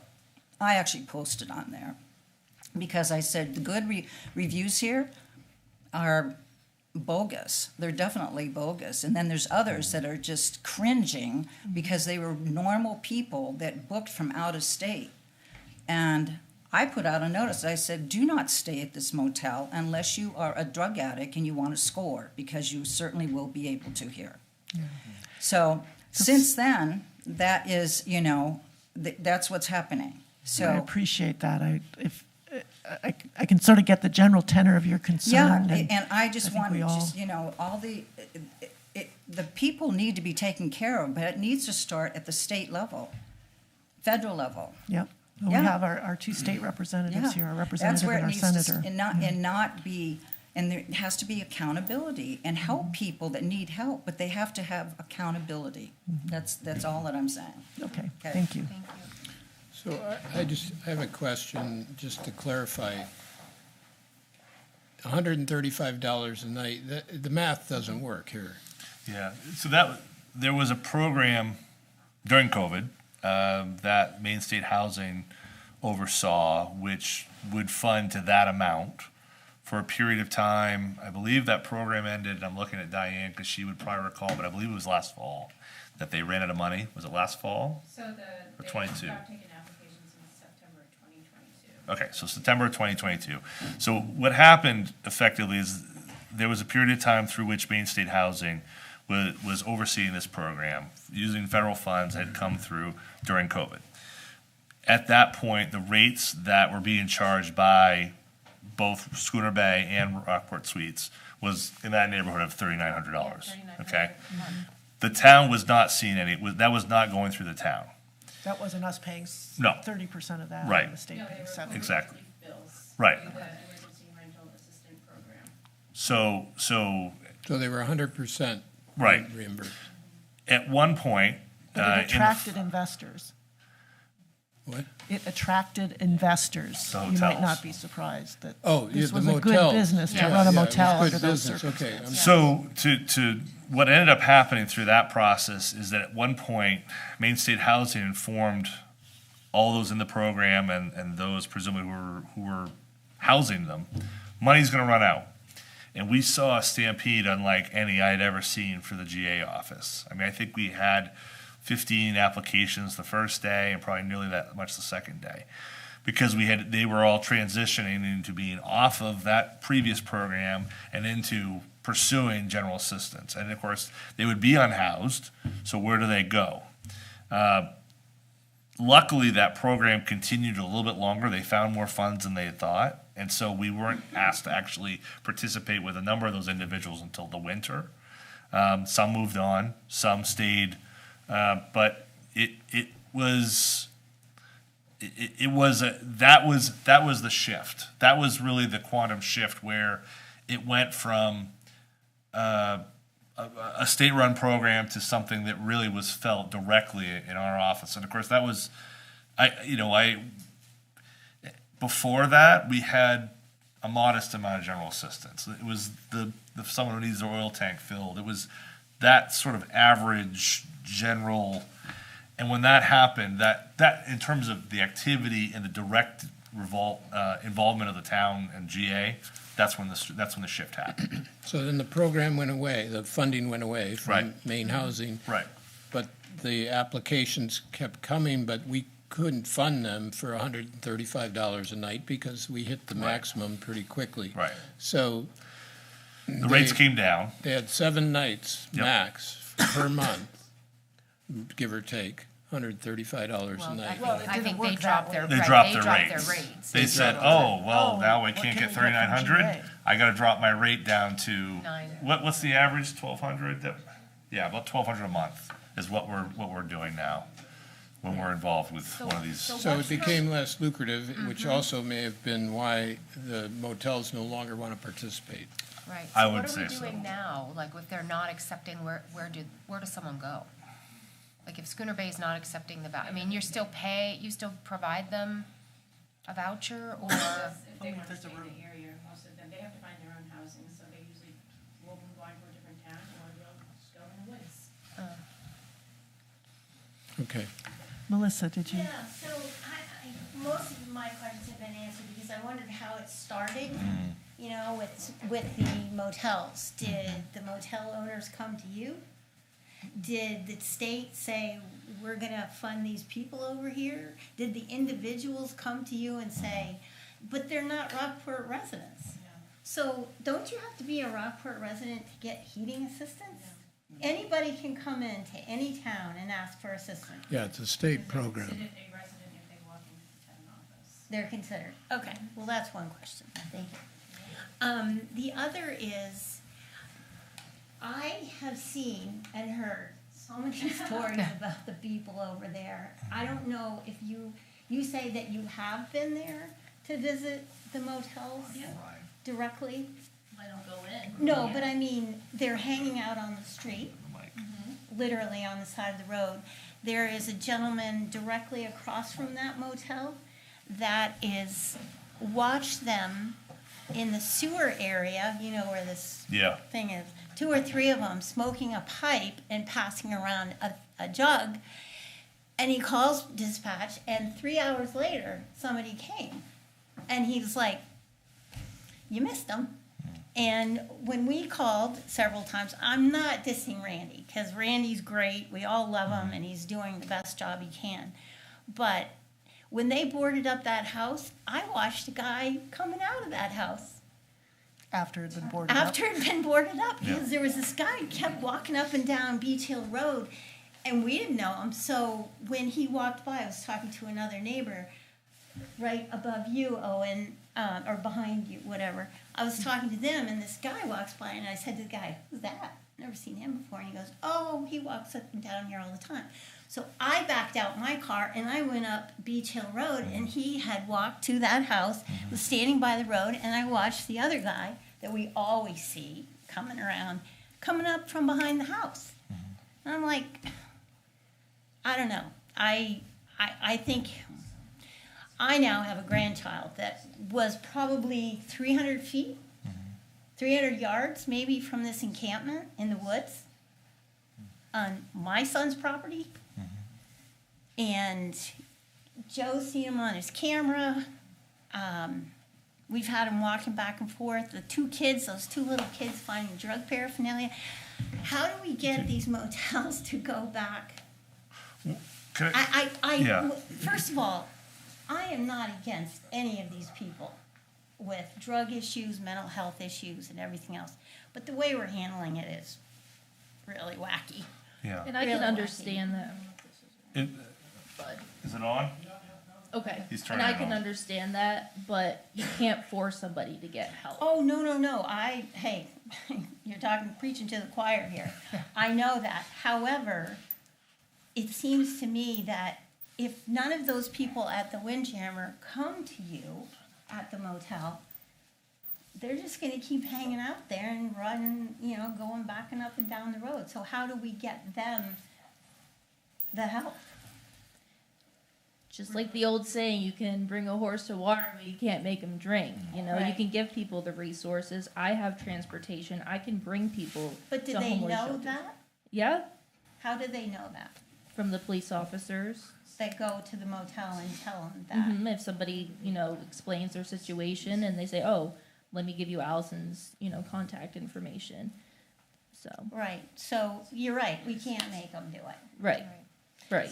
But we can stop the motels from doing this. We No, can. we can make sure the motels are complying with the laws. Right. Right, and with So- laws, but So there's a piece on the ordinance, or that's on the ballot in November, which is meant to strengthen our code enforcement ability and life safety ability to ensure that we can get into businesses, lodging establishments, and ensure that they're to code. Now, there's great flexibility we have within that now, but we need more. We need more authority. This is one area we can do more than we are doing now. So you can't go into the Windjammer Motel to inspect them? We can require, if there's a fire alarm, we can check every room in that facility. So for example, we had a situation this summer where fire alarm was pulled. A number of police officers all went at the same time so they could assist in going through every room in that facility. This is part of our effort, I think, to ensure that everyone's complying with all the life safety codes, regardless of whatever help that we want to be able to provide those who need it, those who are eligible. It has to be safe. Nobody in here on any side of any of the issues wants to see someone who's in a situation that's worse because something, could happen to them, right? So. Did you send a code enforcement officer out based on those reviews that I sent to you?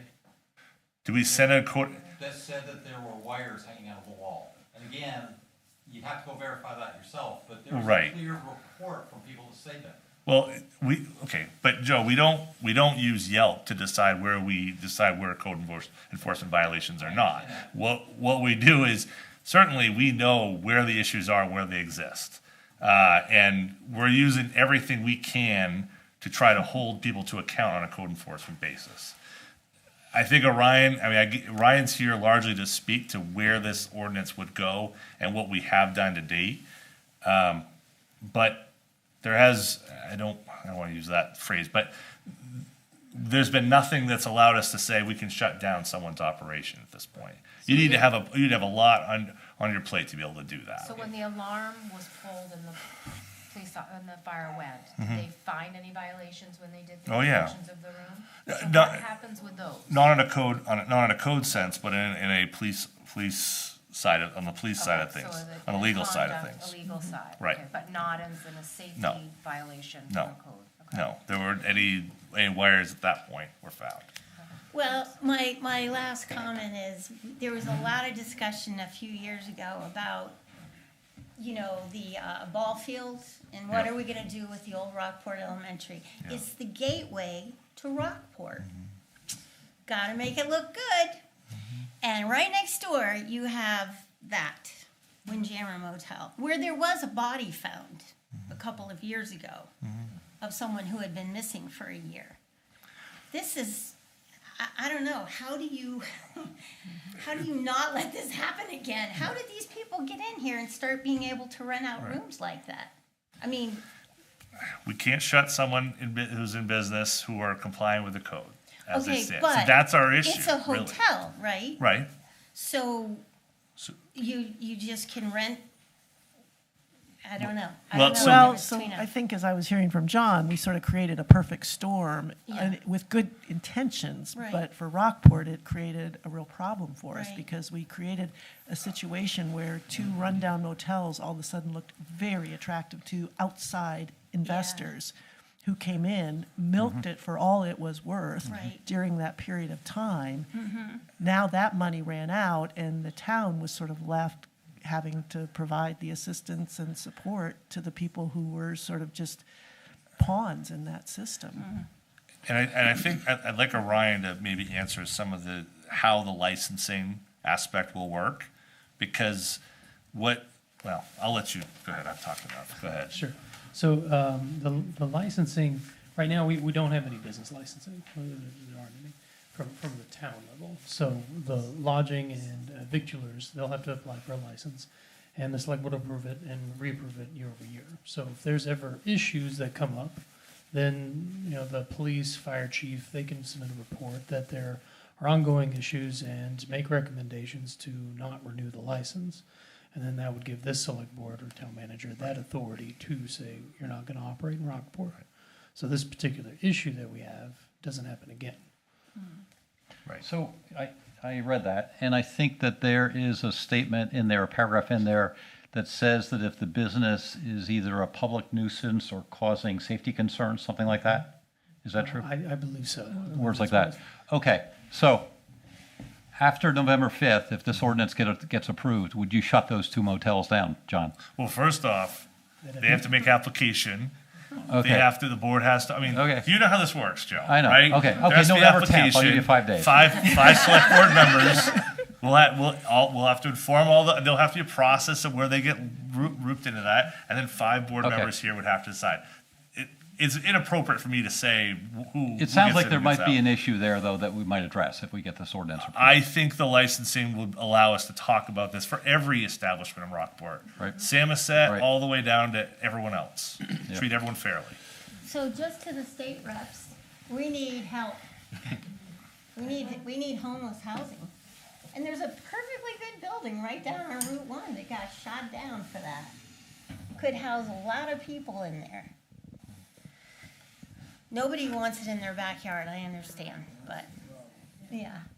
But, Okay, we have someone else who's here and would like to make a comment. If I could just make one last, Okay. And I mean, that was a big problem. Can you get Vicky the microphone? Is that funding sat on the table, and it's still on that table. So, you know, Penny and I and everybody else, everybody, I mean, it's not just our town, it's Right. Porter Camden, it's Right. every place.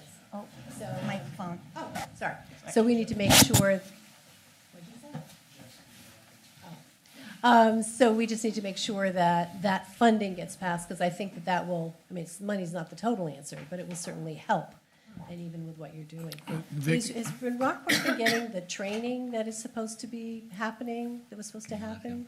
The online training and the, no, not yet, okay. Yeah, that's an I issue mean, there's too. still that year until the law goes into effect. My expectation was DHS would roll out some of that after January to prepare, but it's gonna be a heavy lift, you know, I mean, just to be perfectly honest. For Rockport, it's a heavy lift. For Lewiston, Auburn, Portland, South Portland, they may have been better prepared to handle these things. It's the size testing, I think, is the fundamental issue for me, is that we certainly will do the best we can, but if there was some cap on size, I think that would go a much further way in terms of helping our staff to make this a bite-sized problem.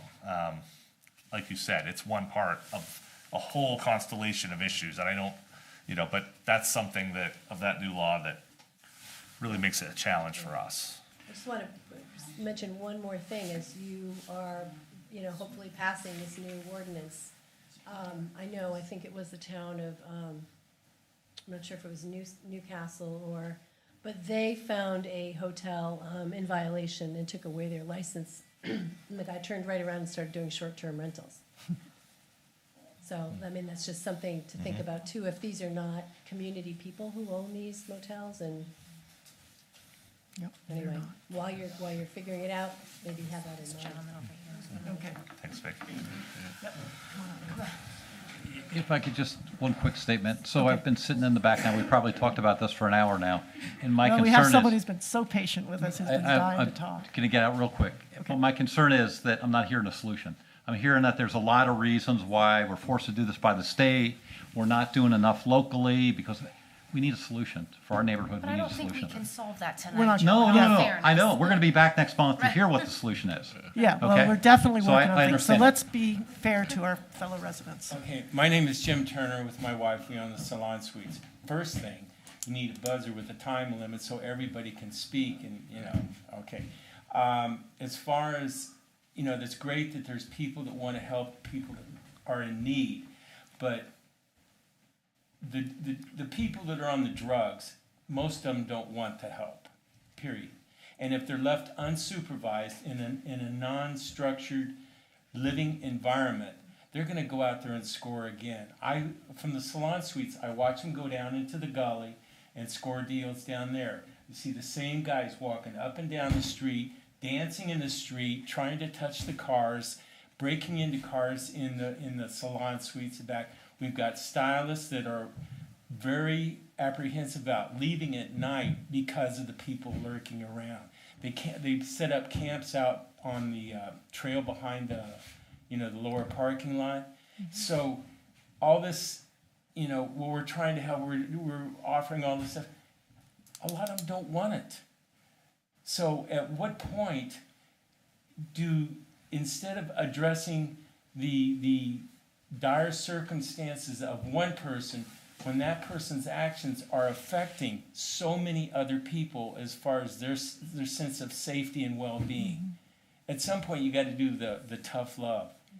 Well, I think we were hearing our police chief say he wants to be it's called. just- He wants his officers to be here and protect the safety of our residents. And I also know that because I've talked to the police officers, that they will arrest somebody,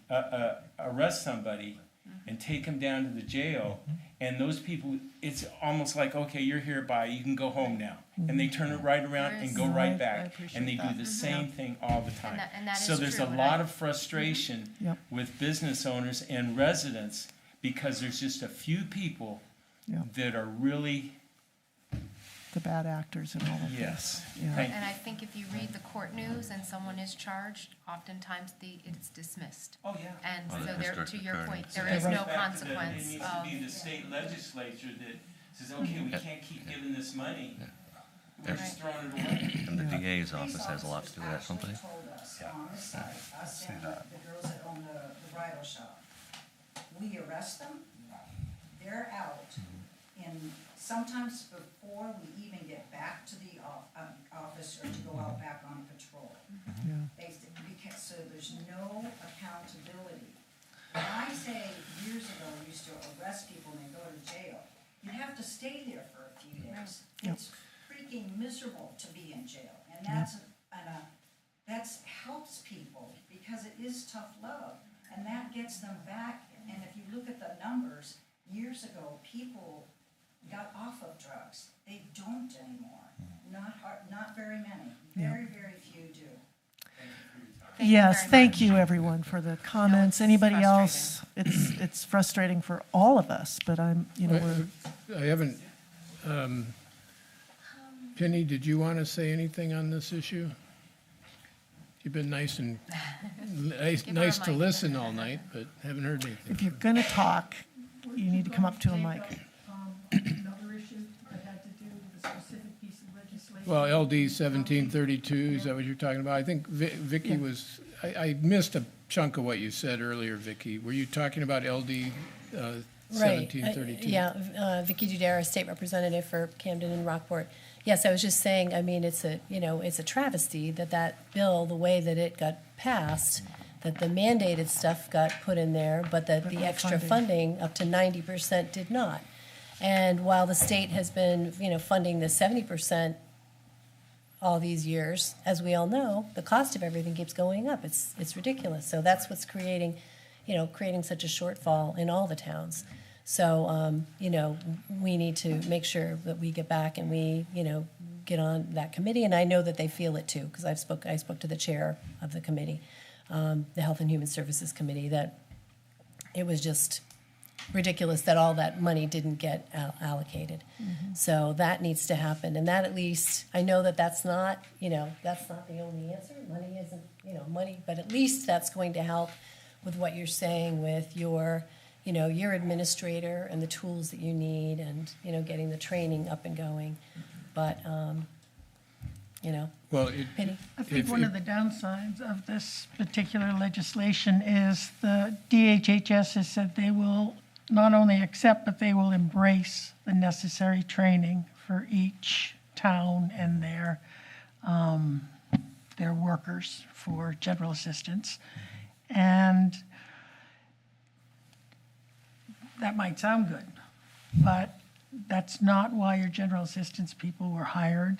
That's not necessarily what we should expect them to do unless they choose to get a different certification. The Senate just approved the new commissioner of the DHHS. And part of her comments, when she was talking to a few of us, was there's a tremendous amount that needs to be reorganized, rethought, and redone at DHHS before certain changes, certain additional responsibilities are going to be effective. I mean, That's what encouraging. she said. But I don't remember exactly the words, but we all were we are pleased that they admitted it, because DHHS has been basically dysfunctional in a number of ways for years. But we were a little freaked out that we have these new changes coming, these new responsibilities. We have a much greater population than we've ever had before. And granted, we hadn't seen that population particularly. Now it's in every single town. And so I don't Plus a mean to- shortfall of money. Yeah, Right. and a shortfall of workers. I mean, there are enough people at DHHS that do not want to do this responsibility. So I don't know what's going to happen. I don't mean to be negative about this, but there's a lot more work that needs to be done. And yes, the legislature definitely has to do some more work. But one of the things that has made such a difference, I chair criminal justice and public safety. And one of the differences has been the tone of committees and the people who have chosen to share their stories. And I'll just give you a quick story. We passed the 72-hour waiting period for a gun permit because we were able to limit it to the majority of gun deaths in the state of Maine are caused by suicides. It was not Second Amendment rights, it was not the Constitution, it was about the pain and the reality of what happens. And we were able to have community come and talk and share their story. The governor didn't sign it, but she didn't veto it. So I think the more we can recognize what our communities are being called to do, what is now in full view that was never in full view before, which are the needs of so many people. I think together we could make a difference. So, a couple of questions for you guys while I've got you. I mean, I'm understand that the original thought behind general assistance was sort of to allow individual municipalities to manage the programs, primarily because the thinking, I think, was that they would know best the people in need in their communities, and they would be able to identify them and find the services they need. Because this has gotten to be such a big umbrella, and essentially it appears that people are dialing into the program and shopping municipalities. So my question for you is this a time for us to be thinking that maybe it shouldn't be a municipal program? Don't push it on the towns, but maybe bring it to the county level. Is the county better equipped to manage a program like this? Because the county would know where all the resources are and be able to tap into it, as opposed to is a municipality going to have all these? I'm not sure about that look. Well, it's not. Is it worse than DHHS? I mean, Do you want to take a stab at it, or you want, go ahead. I was going to say something, but I saw you opening your mouth, so let you go. The county is completely unprepared and unable to deal with this. I don't know of any county that could deal with it to the extent that they would be called on to deal with it. That would be a whole different training. It would be some restructuring. We haven't even got our EMS back together. So I don't see that happening, but I do see the legislature having to work with communities to figure out what is the best legislation, what's the best programming, and how do we get there? And I think the state also needs to embrace more of the fees. And do we treat a town of 3,700 people the same way we treat a town of 10,000? Yeah. It just seems unfair to me. I mean, I know we get the reimbursement, but it seems unfair to me that someone who doesn't live in our community can come in and put in a request when I have an elderly person who's too embarrassed to come into the office to get heating assistance, but I can just shop around, and if Rockport tells me no, maybe Union tells me yes, or maybe Warren does. It just seems unfair to me that there's not a residential, I understand people are unhoused, I'm very sympathetic to that, I would never want to be in that position. But it just doesn't seem right that the taxpayers have to take the burden of 30% for someone who doesn't live in our community.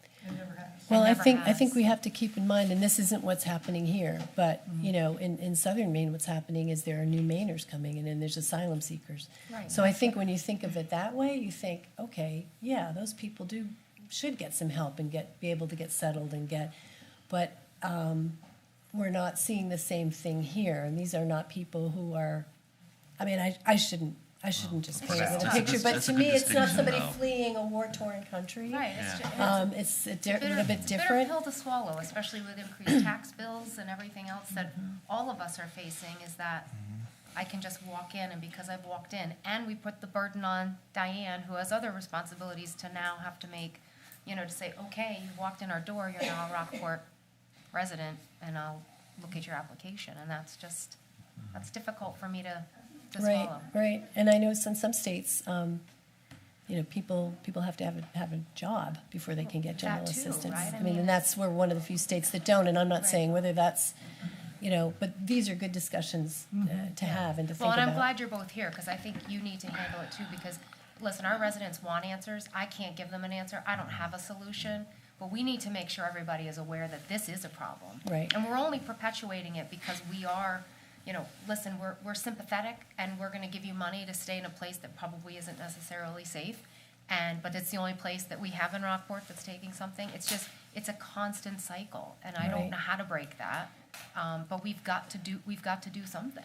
And I because think, we have the I think housing. it's growing too. Well, it's because you have the housing, and that's the thing. I mean, it's almost a magnet, right? Because you've got those two places offering it. Right. And that, they're choosing to do that of their own free will. Well, they're making Because they're a making lot of money money. on it. Yeah, So that puts the town in an awkward And I position. know it's but- happening in Belfast and Searsport and along Route 1, because there are investors that have bought these old motels, and they're accepting because it's very lucrative. Yes. And it's also causing problems. Yes. And So, when you look at the welfare program, for instance, in California, for years and years, the welfare program was there to help people get on their feet. Yeah.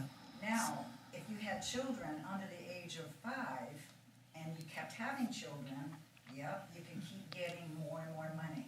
However, So- if you don't keep having children, you Stephanie, I just need to interrupt you. I'm keep sorry. help for a certain length of time.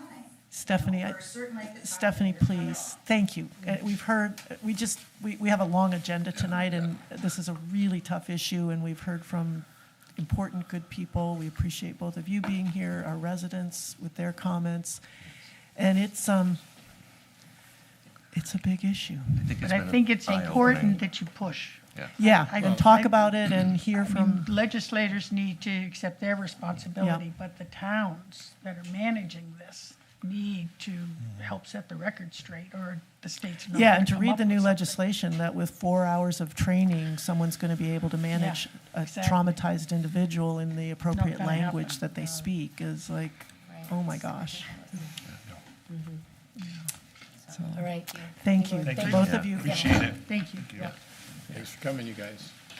Okay, I think in the interest of just trying to get through our agenda, and I know it's dissatisfying because we didn't come up with a solution, But- but But I think it was very important that this is out and people Yeah. are hearing Yeah. reality. Yeah. I think that's Hearing going to help what's happening. mobilize a lot of interest. Yes, thank you. Thank Yeah, you. yeah, Thanks, thank Melissa. you. Can we plan on Yeah. getting together again next month and talk about possible solutions or what you found? Or, Well, we'll, or It should be another, on the agenda next month. or a workshop type yeah, thing we'll, or something. maybe we'll do a workshop. We're definitely not letting it die. There's a lot of Yeah. moving parts to it. We'll see how the election goes. Vote in favor of these land use ordinances. So Denise, it sounds like from what we're hearing is that the town is going to have to be prepared to have funding for essentially a part-time or almost full-time caseworker. That's what it sounds like. And so the hope is that the state will give us the funding for that, but in the. Or modify the legislation too. So, but in the in-between, there's going to be, this isn't going to slow down. So we have to, and when we start thinking about budget for next year, we've got to be ready for this, so. In office space. And the list Yes. goes on. Yep. All right. Okay. Thank All you right. all. Thank you, Yes. Joe. Thanks, Thank you everyone. all. Thanks, everyone. Appreciate it. Thank you. Yep, Thanks. thank you. See you tomorrow. I think we are. Thank you very Oh, much. come on, you don't want to Senator. stay? Come on. Yeah. No, we appreciate all of you. Yes, Thank we're you, good. guys. Truly. Thank Yep. you. Was there another piece of anything? Not on this For subject. not, for okay, no. okay. Thank you, Diane. Thanks for staying late, Diane. Yep. Okay, so Okay. we're going to move back to our agenda. The next item is act on committee resignations. And Mark Kelly, a longtime member of the Budget Committee, moved to Lubec this spring. And as part of his move, he's now resigned from the Budget Committee. So do we have a motion to approve Mark's resignation? I move to approve Budget Committee resignation as presented. Is there a second? Second. And any discussion? Just want to thank Mark, both for his service as select board member and also on the Budget Committee, so good luck to Mark in Lubec. Here, here. Yeah, he's all right.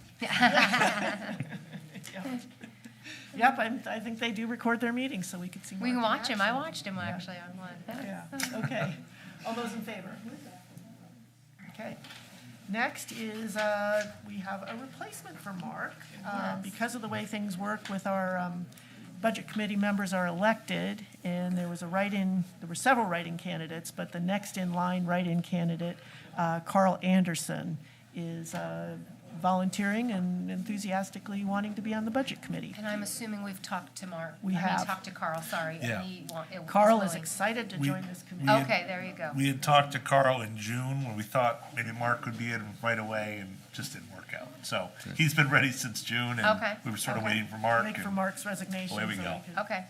Then I move to approve Carl Anderson for the Budget Committee for a one-year term ending June 2025 as presented. Is there a second? Someone's got a camera going on. Any discussion? All those in favor? In favor. Okay. Great. All right, next is discussion on fiber network purchase.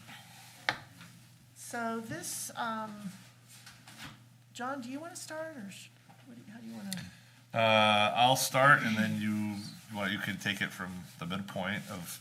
Okay. So several years ago, the town worked with GWI to construct a fiber network in Rockport Village. I think the initial visions were slowly building that out to the town, but it basically stayed where it has been. However, I think that there's been some. I want to put this on it. I'll let Denise speak on behalf of MIDC, but I think there's been some dissatisfaction in how slowly it's grown, and maybe some lack of activity from GWI's perspective in pursuing more of those who live along the line to sign up. So at the end of, I should say in September, give or take a month or two, the town was eligible to purchase the network for the cost of $1 per contract. So the town and GWI owned the poles, owned the pole attachments, built out the network. The town had the right at the period that ended in September of '24, the right to own the network and to fully own that. Obviously, the town doesn't have the ability to manage a fiber network. We're doing quite well to just get Wi-Fi running in our town office. But MIDC, obviously, since this point in time, MIDC was created.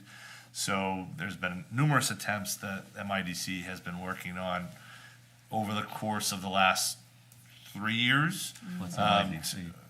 Midcoast Internet Development Corporation. Thank you. Yep. It's the same model as Midcoast Solid Waste, so except it's broadband, not solid waste. So it's a little bit more fun to talk High about. and mighty. Yes, yeah. So they've been working on a variety of different projects, working with the county to try to have a larger build out. Obviously, that didn't go the way anyone wanted, and now we're back to where we are now, which is Camden has been built out. Camden Village has been built out in fiber. Rockland has been built out with fiber. A good portion of the sort of south western part of Rockport has been built out with fiber. Those were part of the old 596 exchange. So, for example, I have fiber where I live. Sorry. But the Sorry, I village- wasn't trying to rub it in. I know, I really. I'm fine. I'm But the more- village and out Route 90 I still have have it not. cranked up There's like a mobile. big Right, donut. yes. fine. So in any event, there are areas that are not served, and there's still a need. There's been expressed need by many residents who live in these areas that are sort of in this zone in between our two populous, densely built-out neighbors that in Rockport Village and in parts of Rockport that are lacking service. So I think MIDC has tried to fill that void of late. Yeah, and we've been told by the provider Fidium, who provides the fiber to the southern part of Rockport and Rockland, that they're not interested in filling out the rest of Rockport. GoNet Speed, which is the old Otelco that built out Camden, said, yeah, we're not interested in filling out Rockport. But we do have this original community network of the 2 mile. I mean, ironically, Rockport was the first to have fiber in the area down Main Street, mostly through the main media needed that in order to have their operations. So GWI's provided fantastic service for that 2 mile network. There have been a few add-ons of residents who've been close by and wanted the additional benefits of having fiber. But GWI's sort of gone on to other things. They're not really interested in expanding this network in Rockport. Fortunately, Axiom, who is now building out Washington, Jefferson, some other smaller communities, and really is sort of a big player in these novel, unique networks that Rockport is, and we've been working with Axiom actually throughout MIDC's tenure for advice and recommendations. Initially, at a midpoint, GWI was talking about wanting to help Rockport expand, but because Rockport was not eligible for state grant money, that was sort of where GWI was headed, was using state grant money. So they really, it didn't fit their model of how they wanted to move forward. So Axiom has now come, and we've been in discussions with them for a while. They're a top-notch operation, know what they're doing for this kind of operation. One of the important things for Rockport is our harbor master's office does not have fiber other than through a transponder at the Opera House, and that just doesn't work all that well. So from the town's perspective, that's the last town building that needs to get fiber, but that would have the appeal of being able to expand the network. Down Pascal, there's some oddities when you look at what GWI built out in terms of who's got fiber service and who doesn't. You know, the fiber service is running down the poles, but some buildings are built out. If you go up Franklin Street, you know, there's some people who don't have it and others who do, but it takes very little really to get everybody hooked into this. So it's sort of an opportunity, and Axiom has now proposed, you know, it's sort of two things we need to address. One is we have the ARPA funds that need to be committed by the end of the year under contract for the town, and the ARPA money is sort of generally, it's limited in what it can be used for, but broadband is one of the designated projects that a town can undertake and be entitled to use ARPA money for that. So that's what Axiom has proposed in the contract that was circulated as part of our agenda tonight. The other piece of it is that Axiom would pick up continuing to operate the existing GWI service. Okay. That just isn't something we need to resolve as quickly. And they're actually in discussions. We're getting the information they need from GWI about the extent and who there's, you know, we know who's being served. Businesses can have different models. I don't know, Taylor, maybe. There's, you know, Rockport Marine might have a particular contract with GWI about a specific level of service. So we want to make sure that it's seamless for our residents and our business owners in any transition. And so that'll be a separate discussion with Axiom, GWI, and the town to make sure our residents continue getting service. The discussion tonight is really about using you know, the ARPA money for discussions, a contract with Axiom, and they're on the ground finding out who's got what service, where things are left with GWI, so that they can know exactly where to expand the service in the most cost-efficient manner for us and our residents. So that's sort of the general. We have the opportunity under the GWI contract, as John indicated, to buy the network for $1. The town, the GWI arrangement was that GWI built out the town system. The town owns it. But GWI was supposed to pay the town a $20, well, it was $17 through most of the life of the contract. For every user, $17 a month of their bill went to the town, and that really went to the construction budget, is how that worked. So the idea was the town would pay off the cost of building that network through that $17 a month per customer on the GWI service. Now, as John said, the town, we have no records on this system. So the town, we have no idea. So have we been getting money or no? Well, We don't know. we have not gotten money because it was an offset against the cost of building out the okay. system. And GWI has kept track of it, and it looks like we're pretty close to, we certainly don't owe any money. Okay. And, yeah, but it means that we will now own this network, which we could then choose to sell to Axiom. I mean, there's some further discussions on that subject, independent of the ARPA money. Okay. And how much do we have for ARPA funds? We have $354,000. Okay.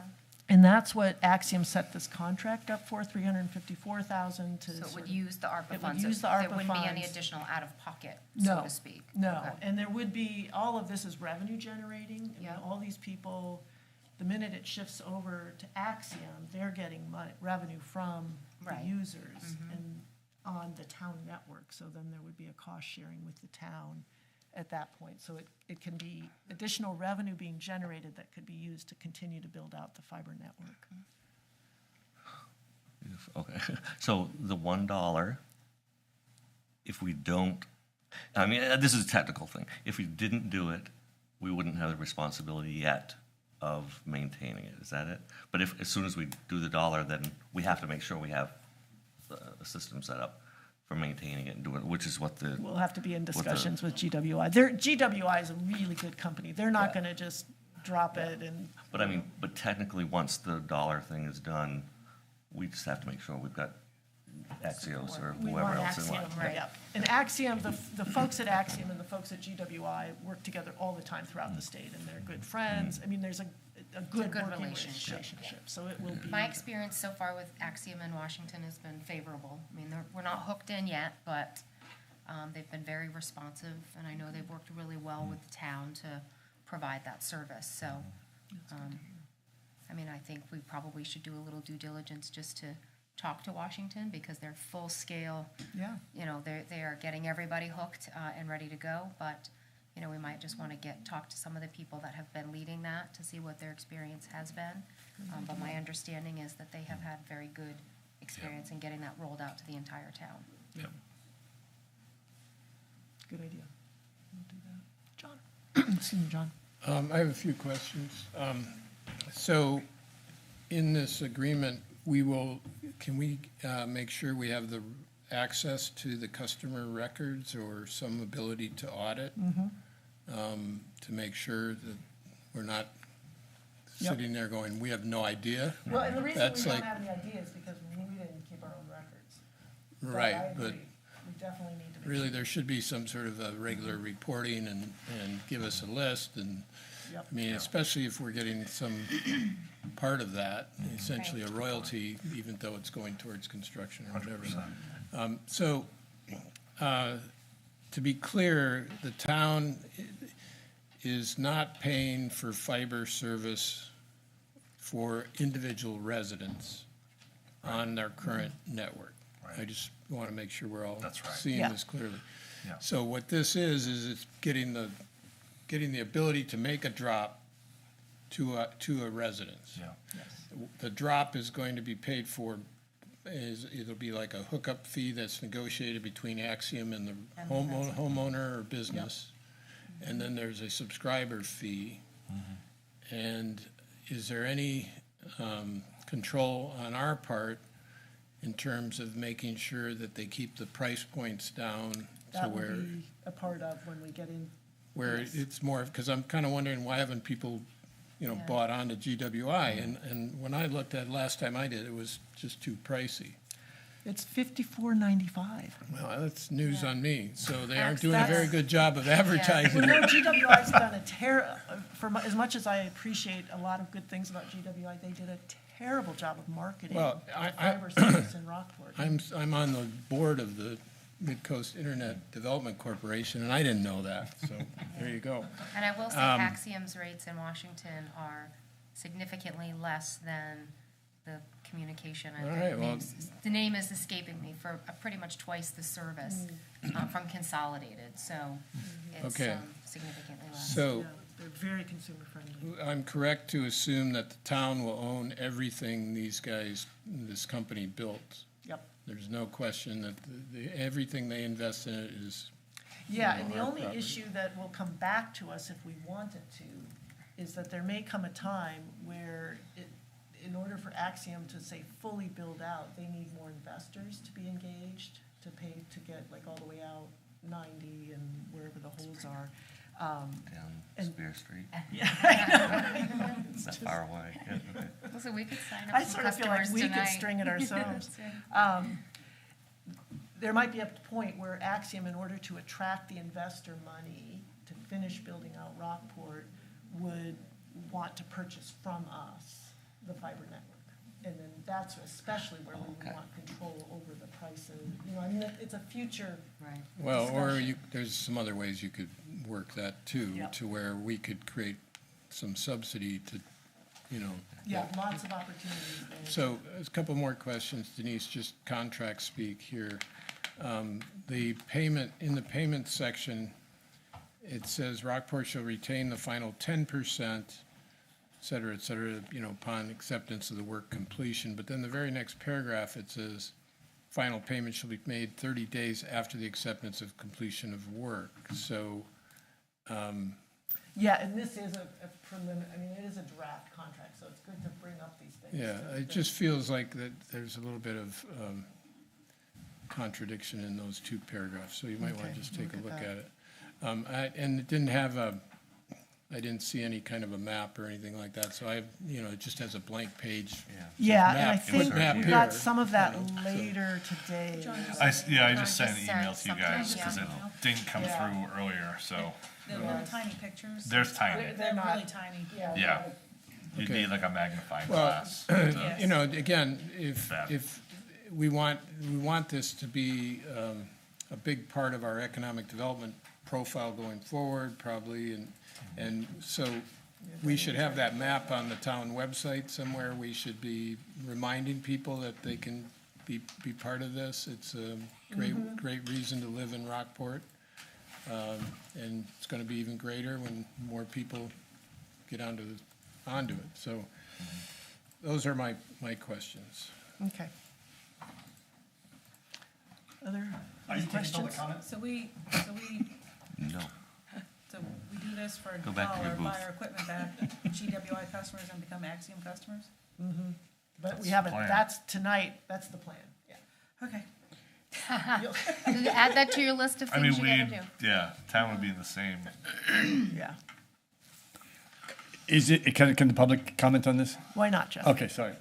Backing you. Two things. One comment was that Fletcher, Rick and I dealt with the original effort to this, and we really wanted everybody to get it all at once.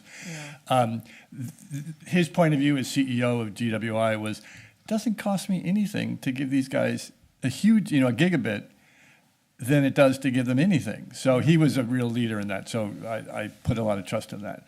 Secondly, just so you know, and maybe come up with an answer at some point, the bridge across to Pascal Avenue was a big stopping point because of some federal laws that regard communications through a bridge. You have to do something special. So just take a look at that with a not jaundice, but a close eye to see whether If that's still an issue. if that build out does it. Plus, if they're going to do any work on the bridge, Right. that'll change the. And maybe that'll be a good way to combine all of Well, that. possibly, yeah. But I just wanted to But let you I know don't if we about wanna wait for that. DOT to that get issue. fiber. Okay, thanks, Jeff. Okay. Okay. So really, this is just making sure the board is up to speed on what's going on. If anybody has concerns with sort of the direction we're headed in. Anything else we need to do on this, John? Do we need to take a vote on the dollar? We're not going to offer the dollar just yet anyway, so. Right, I think the point was to get the Axiom agreement in place and then go Yeah. forward with the dollar, so. Yeah.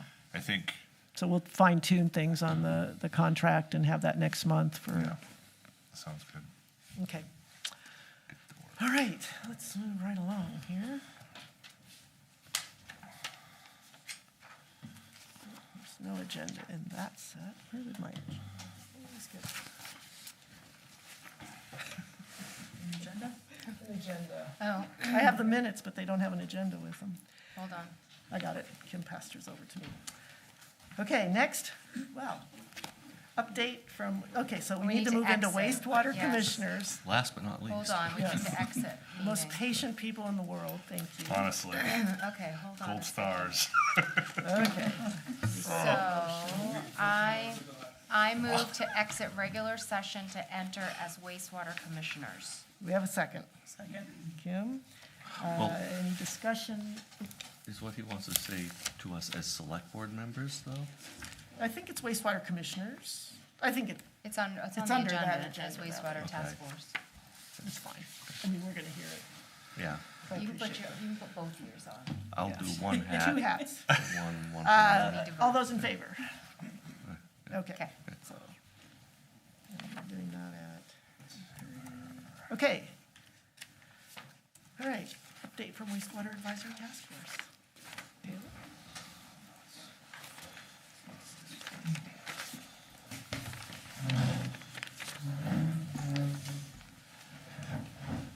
So thank you for this. Excuse me. Sally?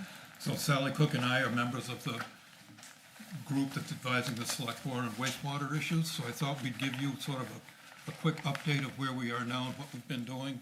Great. And some ideas about what we might be doing in the near future. So mostly I think I'll just read some stuff. First is a progress report. We've met 5 times since we first convened. The last one was last week. And some of the most interesting things I think that we've seen have been through visits of wastewater plants in Rockland and Lincolnville Beach. And hopefully we'll be able to get a visit with the Camden treatment plant as well.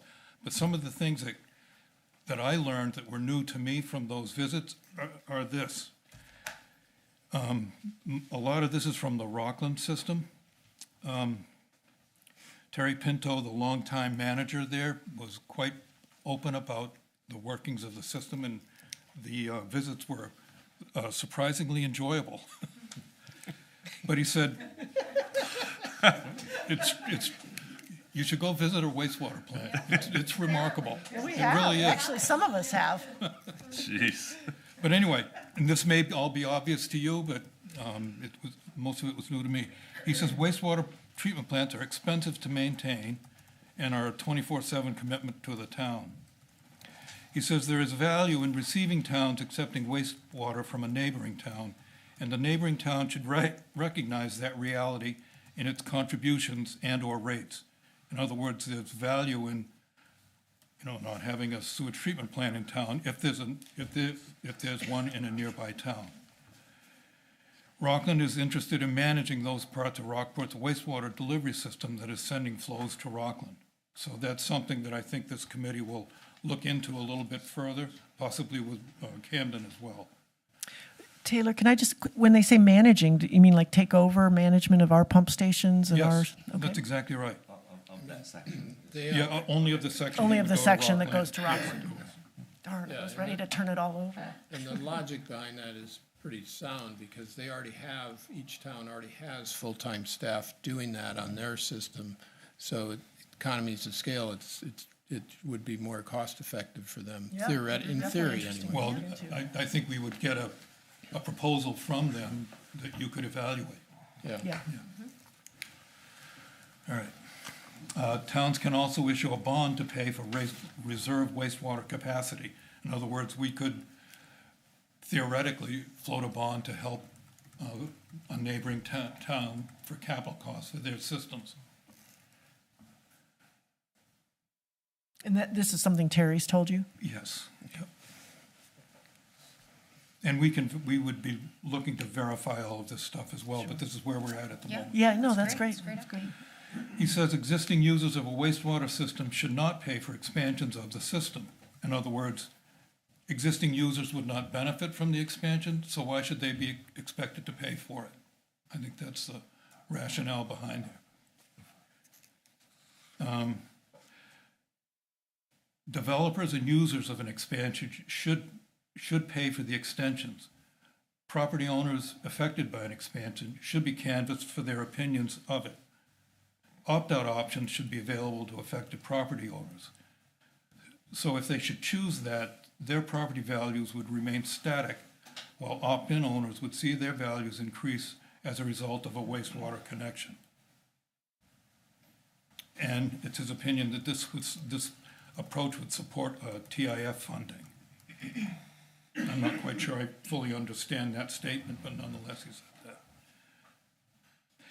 And lastly, if a wastewater system expansion is considered to be a community benefit, for example, affordable housing possibly being one, having the entire town's property tax base pay for it should also be considered, rather than just have the burden of a community benefit fall on the ratepayers.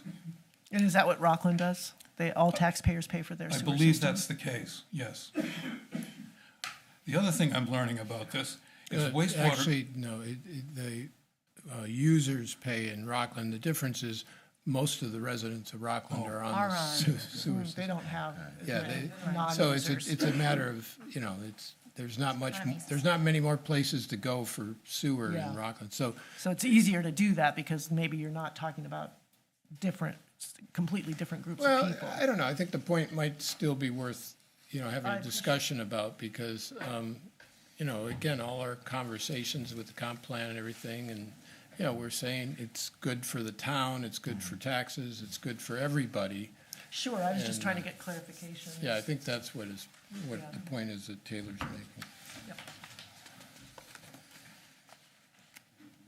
making.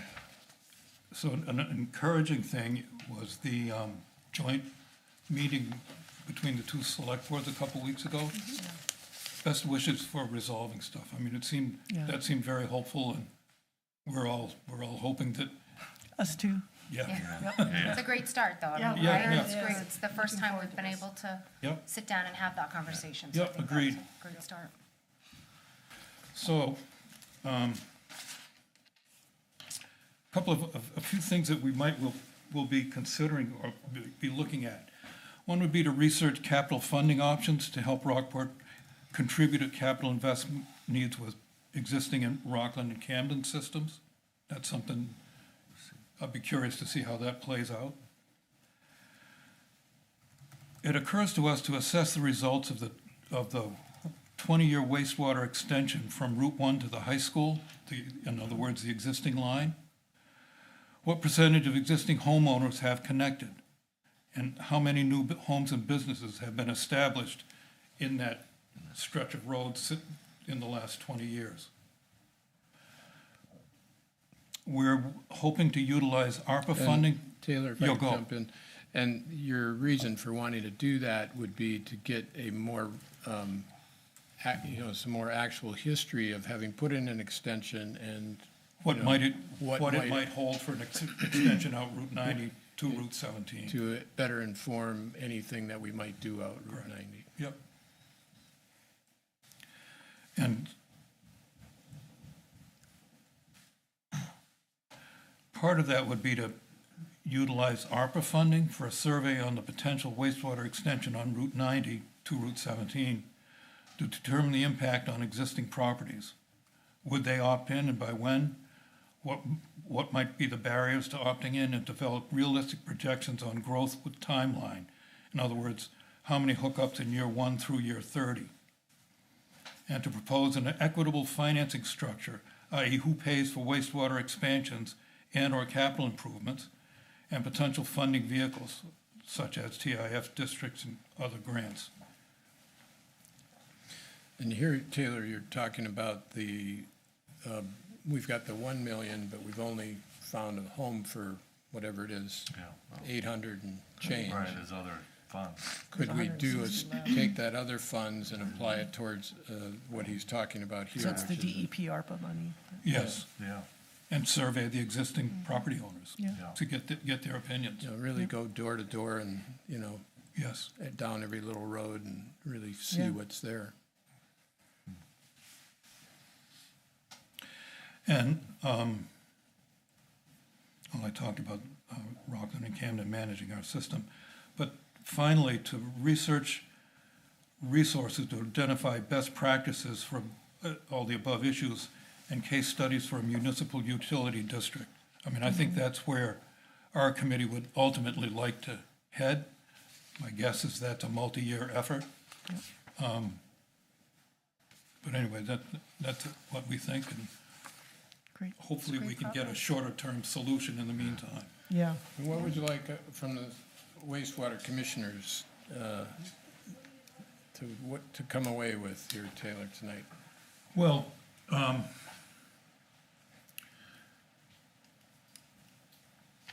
open up a dialogue with Camden. We would love to get a tour of the Camden wastewater plant as soon as possible to really understand the issues that the Camden system faces. You know, we hear, you know, anecdotal comments about it, but a face-to-face meeting and a tour of the plant would be certainly high on my list. We understand that there'll be a couple of members of each select board chosen to negotiate with each other.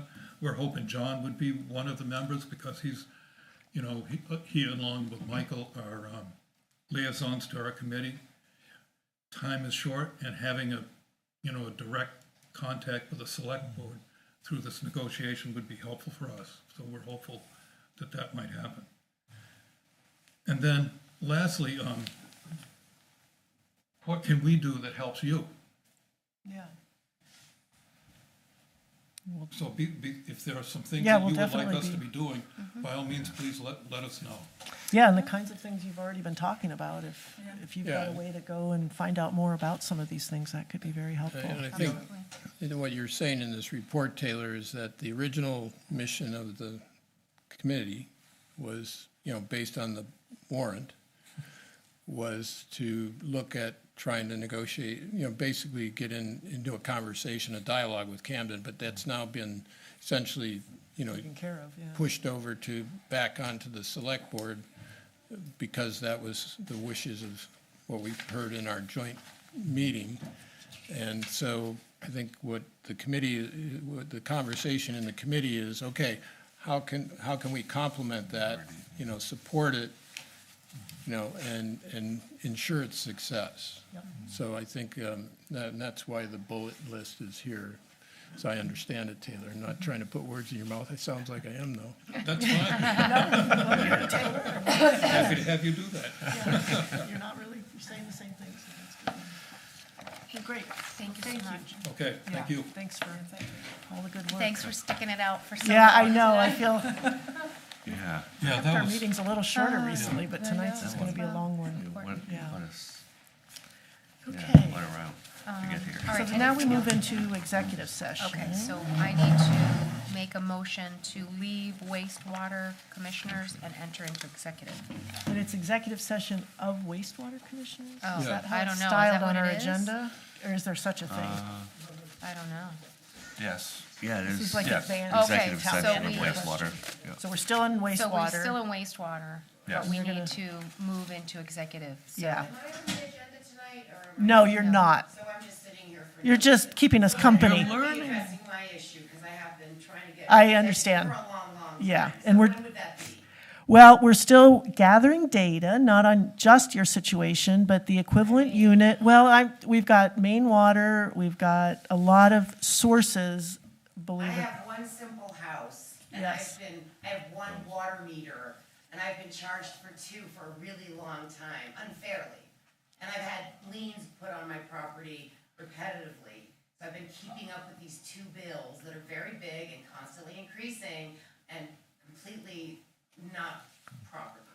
I don't owe two sewer lines. I really don't. If you saw my house, I've had four- I've had Equivalent four- units is I've not had based four on number people of coming sewer into my lines. house to say there's one. I don't have multiple units. Are you saying you're getting 2 bills? Is that what Yes, you're? I'm getting 2 sewer bills, and I have for 8. I bought the house in 2011. I paid 1 sewer line, 1 sewer bill, John, 1 do you, water bill, and then after 3 years, I suddenly was charged for 2 sewer lines, which I didn't really understand because the bills were coming in separately. Once I figured So, it out, Rose, I realized we I are was a- paying for 2, but I only have 1. Rose, So we why are am I doing attempting to get this What is information. the data that you guys actually need? Because I have 4 plumbers who have said my situation. It's not about your specific situation, it's about the town's policy with respect to equivalent units, and we Right, need to and make I don't sure we're have treating, 2 equivalent units we need with to all make the sure respect. I we're actually being don't. fair. I know that John wants somebody to come into my home. What I want to know from you guys is, what do they want to look at? Are they going to go into just the basement? Well, to see, that's or not do in they the, need to that's go not up into- to the wastewater commissioners here, that's well beyond anything we're gonna do. Okay, but I'm supposed to have somebody come into my home. This is not appropriate at a select board meeting, I think. Where do I address this and where I can get results? 'Cause I Well, thought I was supposed to come here and that I was on on the abatement request, that's a question of whether we're going to be in a position to deal with those in November at our next meeting, and we're doing our best to be in that position. Well, you weren't on the agenda, so I apologize if there was a miscommunication and you thought you John were. said I was, and you both said I was gonna be on the agenda tonight. So I Well- made sure I came here. Now you're gonna push me off again till November and then tell me that I'm not on the agenda. Well, you can check the agenda. I mean, the agenda is published ahead of You time. guys told me to come next month. Okay. That is today, and I did come at your request or at your statement that today was the time. I've been paying for 2 sewer lines. I for 8 appreciate that. years, and I'm out of a lot of money that I shouldn't be out. Okay. And And you guys, that's, I pay my taxes, and I've done that for 14 years, and I would like to know that my money is going to people that are protecting me and not working against me. Okay. I also feel that you guys are trying to take now, my house. now we're getting so far beyond anything that's So let me ask you appropriate at this Are we gonna public get meeting. results here, or do you want me to go to someone else to get results? Because John and I have talked about this. I've given you all. We will not be information. making a decision tonight on your So when are situation. you gonna make a decision for We'll- me? Because am I going to get another bill and another lien? I've been disputing this for years, and the Maine Water Company knows about my dispute. They're on my side. And it all comes down to Scott Bickford. Okay, wants to okay, come Rose, into my house, please. but I need Let's you give guys John to a help quick me. chance. We have so much more we need to do I tonight. waited here all night, I appreciate that. but I've been wasting my Yeah, time. other than I don't know my if work. if So I, I've been sitting here, and I feel very put off. yeah, if I can be of a little help. Taxes, and I'm getting Yeah, completely rejected, yeah. and I can't even talk to people No, in town. I hear what you're saying, and I'm new to the privy, this is new information to me somewhat. I mean, And I've been so. trying to get the information to all of you, No, and no, I so actually gave I'm everybody that I'm information. thankful to know what's going on tonight now. I can privately email you and And- send it to everyone as well. Let Michael Yeah, finish, please. so I am making some notes on this because I would be very happy to look into, to see if there's a missing piece to the puzzle that just hasn't come together. Yeah, that'd be great. I'll- I would really like your help on this, because it's been very frustrating and very stressful Yeah. for me. Yep, and I can apologize see if you it. didn't understand from Yeah. earlier that you were not on tonight's agenda. So, So I'm not on any agenda. We have not, Not we do yet. not have an agenda But- for our November meeting. but Did what, I waste my time filling out the form as O'Brien told It's me in to the- fill it out? Yep. So did John, I did, but now I'm not getting anywhere. okay. So why did I fill out that form? I'll see, I don't know what form it is, but I'll talk to Orion, find out too, and Orion made me, he kept putting me off. It's the and saying, abatement. "Ask It's for the it." abatement. It's an abatement request. I'll be, if I can, I'll be the connector. The liaison. Well, You know, like, as but I as think we much as need I to let can, the just town to staff find do, out, yes. to find out what the information is. I'm happy to share all of it with you. How can I So, contact Okay, let's let John, so I think what, as you and I have talked about, what we need to do is we need to get the staff, we need to get staff to meet with you at your property. Not you guys. Well, no, these are the people who work for Staff the get town, paid. so we have an alternate code officer. We have, and you and I have discussed about trying to make sure that that's the right time for you, make sure that that happens in a way. You guys times and you didn't respond. Well, you offered me a I'm trying to time, get you those offered me a times. time after the time by which we could get back to you and set that time up. I mean, Either I way, made either it way, clear for 2 days Rose, that you guys could have Rose. come, and I tried to accommodate as best I could. well, Friday afternoon to tell someone, it didn't work out that 4 way. days in advance. It didn't work out that way. So then it's been 2 months. Rose, and there still hasn't been any so Michael, how can I, I'm- should I email you? I mean, Well, Denise, I think don't they think probably this is have a the good information. idea. I'll This is a just really talk to bad them and see idea. what we've got. Hey, And Michael, if we need Michael, anything, I know you want to be helpful. if we need anything. We need to let we'll town get back to staff work with Rose. but town staff won't talk to me actually unless. No, Well, that's not accurate. That's not And you accurate. can talk to John You and about I- what's Yeah, happening. yeah, I'll work. Right, yeah. right, right. So we can email, and you and I have been communicating via email, correct? Not lately. I haven't received an email from you since the last. So the last one I sent you is that your liens had been extinguished. Right, no, that was last week. And at that time, I told you that the liens were extinguished and that you've paid in full, correct? But I'm still paying. It's a separate issue. It's a separate issue. Yes, it is a separate issue. Well, what you're asking for is a deeper matter. Right. Okay, but that's a separate matter. I'm going to And just so- stop it right now. We got to get going. All right? So I came here and the youth group are not going to help me in any way with my issue. Is that correct? Eventually, it will be an abatement request that we will handle. So We don't have, In the meantime, I am supposed to pay out money for yes, sewer lines. like And everybody that else makes in sense town to who's you? in a similar And I'm the situation. one You'll bringing get this- refund You're if, taking money from me and putting Yeah, this off in order to get more money out. I don't think this is not being helpful right now. I don't feel like I'm. okay, we're going to, No. we're Yeah. going into executive session now, which means Yeah. there's no Yeah. public. Yeah. So I'll be calling you Denise on the phone and maybe you can help explain it better for me that why I'm paying for something that doesn't exist repeatedly for Okay. years. All right, Okay. enough, Okay? enough. Because I'm very, very upset about it. You are dismissed. dismissed. You can go Thank on you. and have a nice evening at home. We're going to continue working here. Okay. And did we have a motion from Michelle to move into executive session? Yes, we did. Did we have a second? Second from Kim. All those in favor for executive session? Okay. Okay. And then we'll give Jeff a chance to cut us off. Okay.